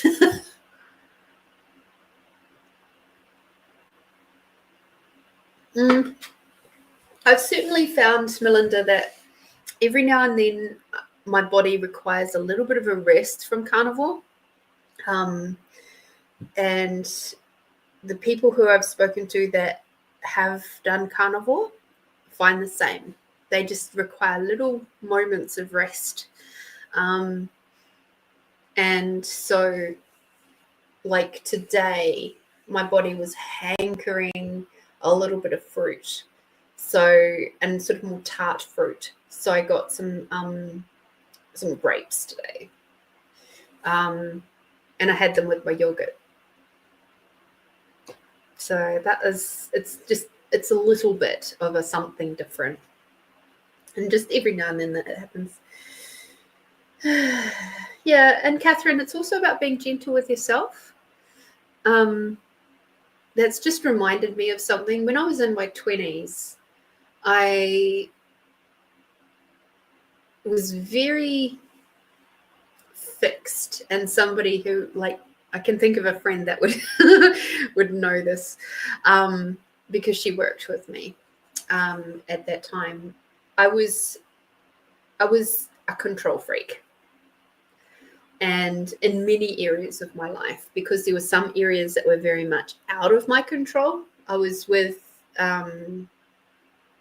my partner at the time had borderline personality disorder and had narcissistic tendencies and gaslighting tendencies. So that very big area of my life I felt was really out of control, and I didn't feel particularly honored in that relationship. So to compensate for that, I hyper controlled everything else.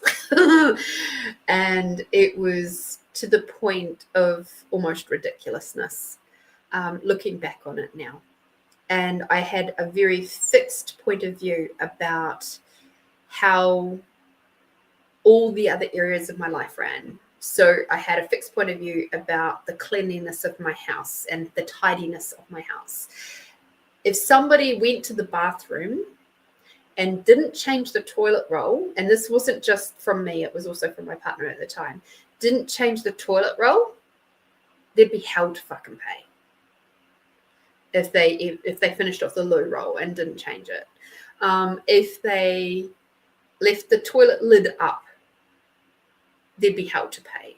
If they put the glasses or the cups, if they happened to do the dishes, which was very, very rare because I never let anybody do dishes because control freak. And if they happened to do them and put them up out of order in the cupboard, there was a particular order that everything went in. Nope. Rearrange. I had and still do in a lot of ways, have a particular way that my towels are folded and my sheets are folded and how they all sit in the cupboard. And at work, it got to a point where I had to have my, my stapler and my hole punch and my sticky tape dispenser and all of that. They were in a very particular order and they were all lined up in a really particular way. And if anybody touched anything, I knew it immediately because it was out of place. It's like, who's been in here? Who's been using my stuff? Control freak. But the lovely thing about it was, one of the advantages was because I was being such a fucking control freak at that time, the job that I had, which was stock controller, was I managed to get the stock losses down from 11% down to 2%, because I was such a fucking control freak and nobody wanted to be on the receiving end of me going, so why? They were all fucking scared of me. And I think to myself, oh my God, I was such a bitch. I really was, because I just had no softness back then, because I had no space in my life for softness.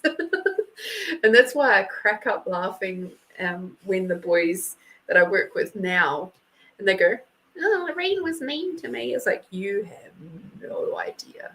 You have done nothing. You should have seen me 20 years ago. Then you'd see why when I was a real bitch. This is softer, gentler Lorene. She can still be a hard ass, but she's softer and gentler. Oh dear. Anyway, so the moral of the story is that we can get to be a little bit too control freaky of our own stuff and our own belief systems and the way we live life. And then we can become so fixed that we're unable to be open to new possibilities. And when we're unable to be open to new possibilities, we don't get the yummy things coming in. So that was the moral of that story. I had a lot of yummy things pass me by at that time, simply because I was not open. And I became very isolated and alone. I had I didn't have friends back then because nobody wanted to be friends with the control freak bitch. But that also worked for my husband, so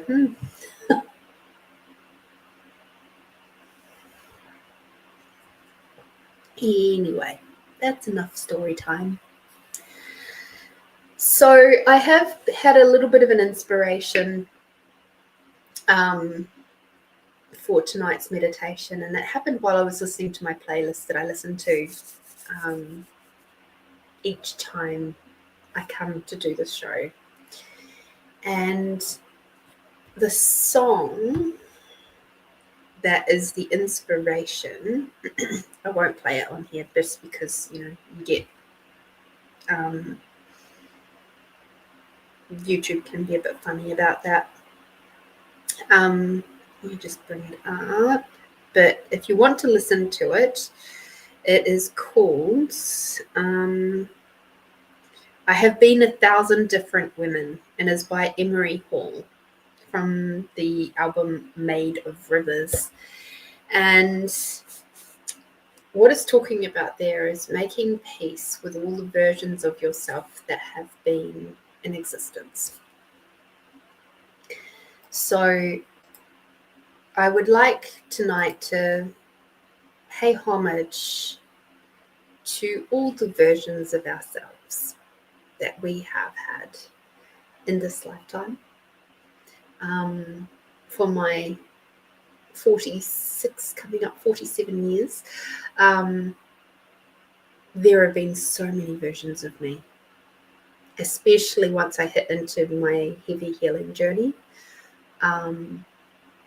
It's been an incredible time. And one of the greatest compliments I had was actually from my second husband after we'd split up. And it was about maybe a year or two later.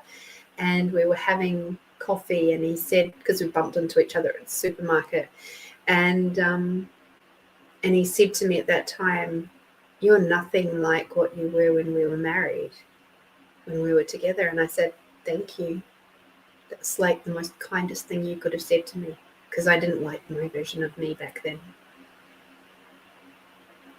So that's going to be our focus for tonight. And I look forward to diving into this with you. So I'm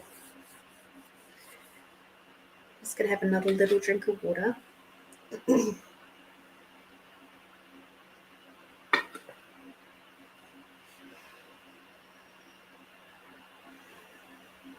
As we take another nice big deep breath in.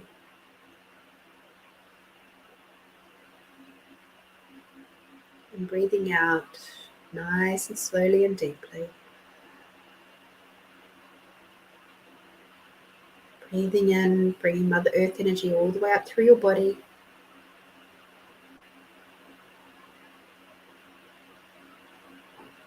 Breathing out, bringing Father Sky energy all the way down.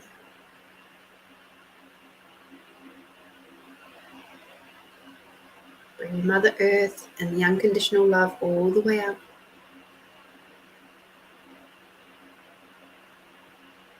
Bringing Father Sky.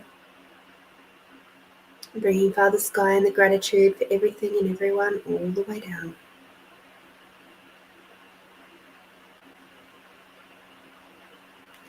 We're actually going to head up to Theta to do this little healing meditation. So now imagine that there is a bright white opalescent light shining into your heart, going down your body, all the way down through your legs, down through your feet, down through Mother Earth, down to the center of Mother Earth. That beautiful bright white opalescent light curls around the center of Mother Earth and moves all the way back up through the crystalline layers, gathering any and all energies required for this tonight. Coming up through your body, all the way up through to the crown. And this bright white light now creates a big bubble above your head. Now imagine that you're inside that bubble.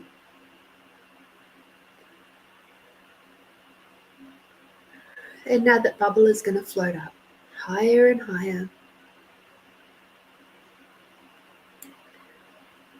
all the way up through the golden light and the dark light, through the rainbow jelly light clouds and the pink misty clouds. Up, up, up, and you'll see a big opening where bright white opalescent light is streaming out. Go through that opening until you're completely surrounded by the bright white opalescent light.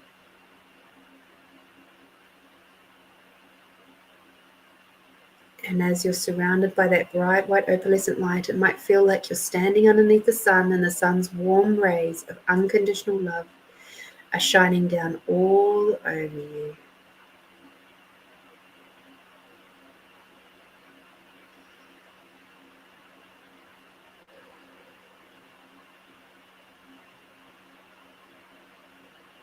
Take a big deep breath in. And as you breathe out, the bubble around you dissolves. Taking another big deep breath in, and that unconditional love now flows into and through every single cell of your body. Reminding you that this is what unconditional love feels like. It's love with absolutely no rules, no boundaries, no obligation, no hooks, no ties, no nothing. It has absolutely no point of view about whether you've been a good person or a bad person. It is not waiting for you to have good karma or to balance your karma. Unconditional love is exactly as the name suggests. It is 100% unconditional. There are no conditions. It is love from the Creator. It is love from universe. It is love from you. Because you are Creator. You are universe. You are a star seed. You are a goddess or gods.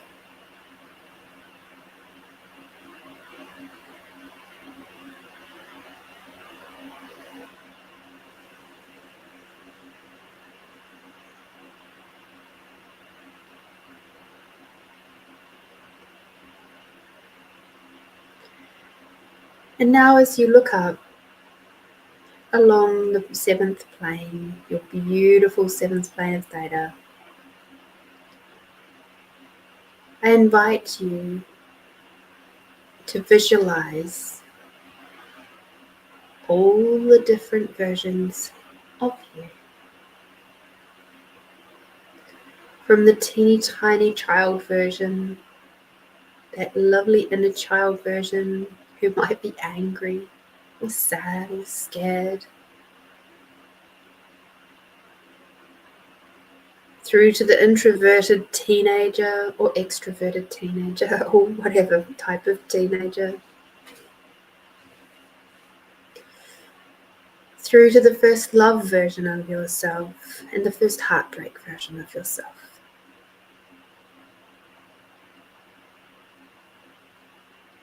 Through the 20-something version of yourself and all that happened within that. And keep going through all the other versions of you. See them all spread out in front of you, standing there in their own beauty, in their own glory, in their own pain, in their own heartbreak.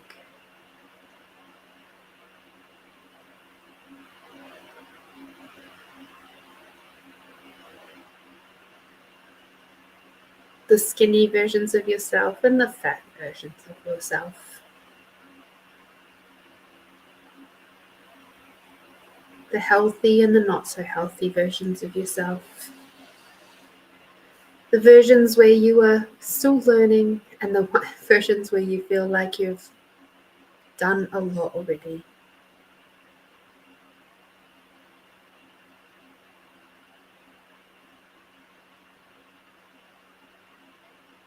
There are so many.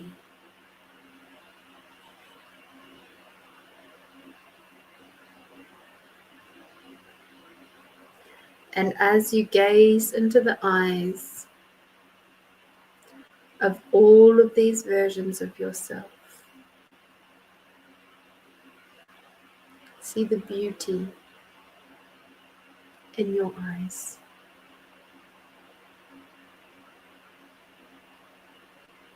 From the young versions all the way to the versions of the closest to you right now.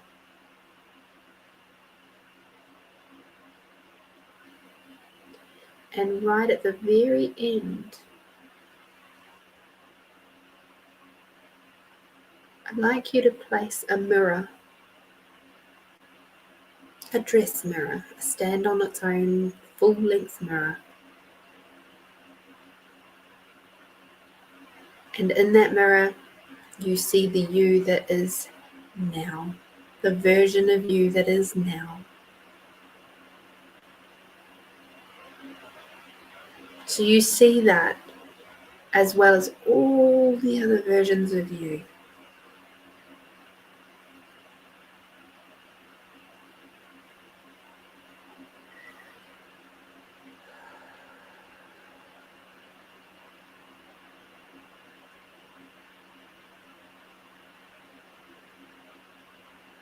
And now in your arms, right in this moment, imagine you have a big bouquet of your most favorite flowers.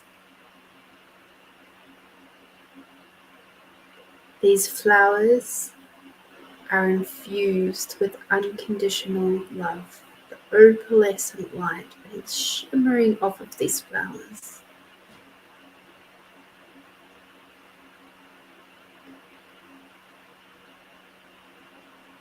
And now I would like you, this bunch of flowers is going to be infinite. They're not going to run out. Every bundle that you give away, another will replace it immediately. It is magic. It is your space. I'd now like you to lay a bundle of flowers, a little bouquet of flowers at the feet of every version of yourself. And as you do so, you tell that version of yourself, you express to that version of yourself that you love them and you forgive them.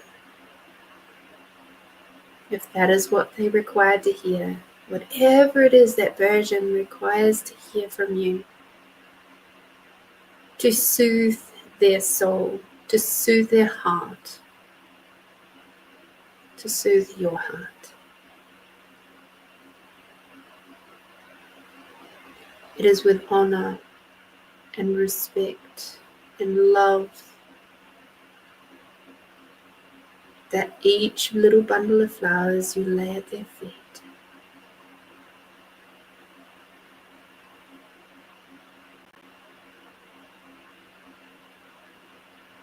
And as you move down the line,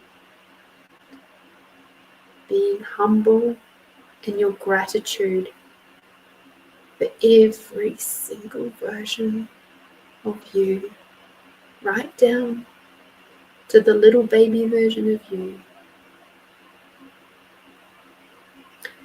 As you do this, you're honoring your journey. You're honoring your highs and your lows, the good, the bad, the ugly, and the awesome. You're making peace with the versions of yourself that you felt you should shy away from or not acknowledge. Those dark places, those dark versions of yourself. You might feel that they're a bit ugly or mean or horrible or nasty bitch. Please, please make sure you give those versions of you the flowers and say thank you.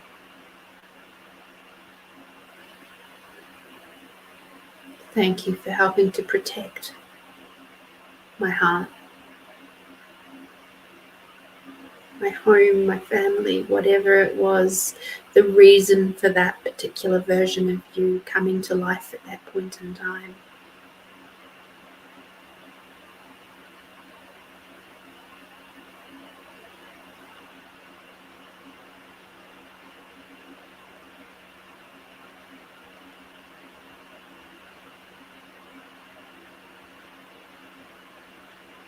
The mother versions of you, the sexual parts of you,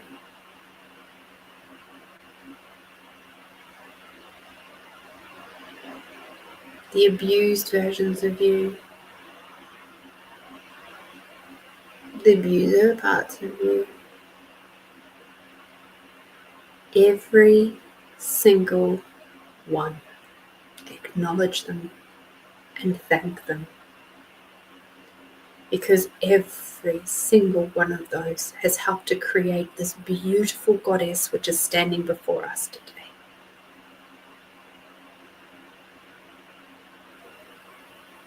Once you have given them, every single version, some flowers and thanked them and given them so much love, we come back to the mirror where you're still holding a beautiful bouquet of flowers. And as you look into that mirror and you see those bouquets of flowers and you look at all the versions of you as well as yourself in that mirror, you finally see that you are lovable, that you are worthy, that every single moment, every step, every version of you is exactly what was required to get you to this point right here, right now.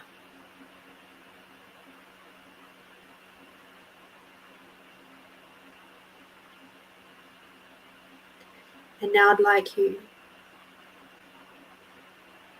to turn so that all those versions of you are now behind you.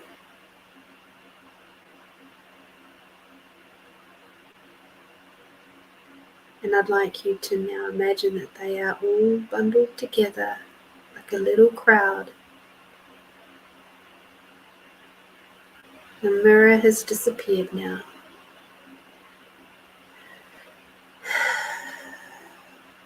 And in front of you is all the possibilities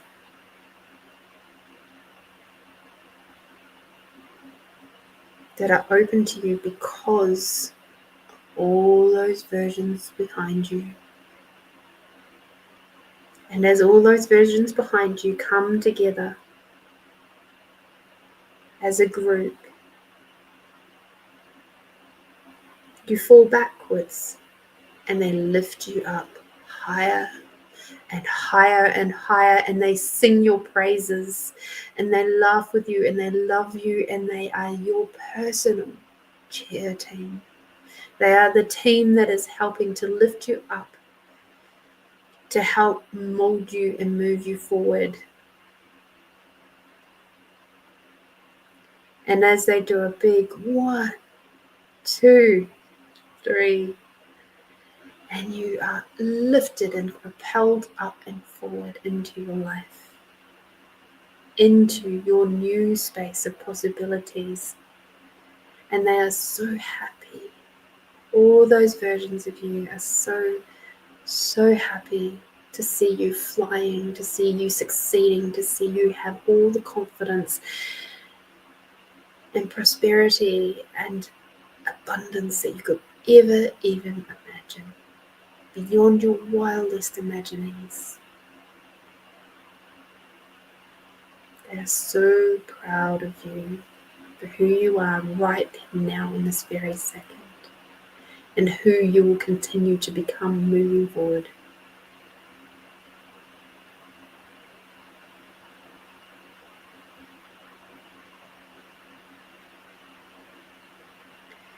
And now as you float back through to the 7th plane, all those versions of you have now melded together into a beautiful rose quartz crystal. You take that rose quartz crystal and you place it near your heart.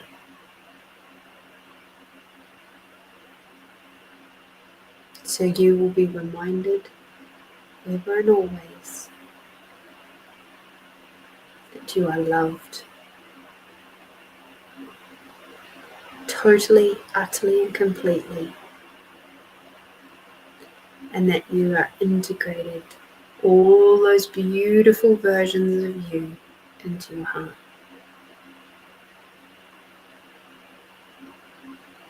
Take a big deep breath in.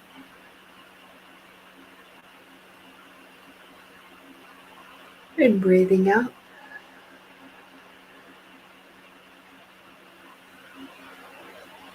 And now we're going to float down and say thank you, thank you, thank you. It is done, it is done, it is done. And we float back down through the pink misty clouds and the rainbow jelly light clouds. We float back down, all the way down through the golden light, through to your body, where all of what we have done today is instantly integrated into your body. Now imagine that you're standing underneath a big, beautiful crystalline waterfall, and the water is flowing over and through your body, just washing away any other little fragments that require to go.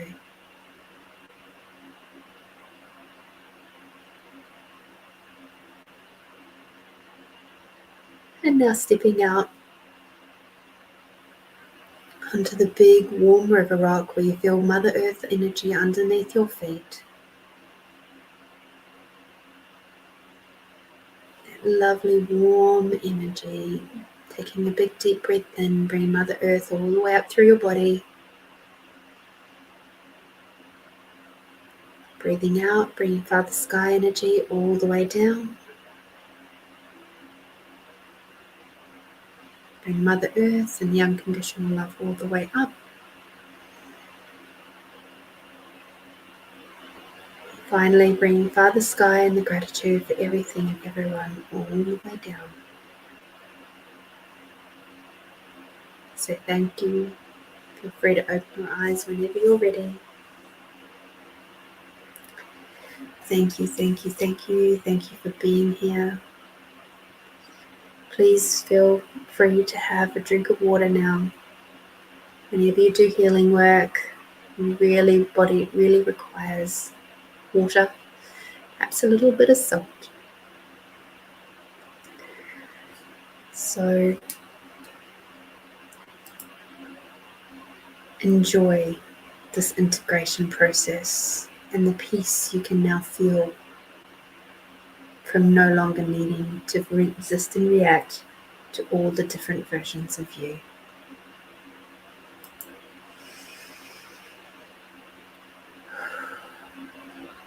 Breathing in, breathing out. Take it easy out there this week, my friends.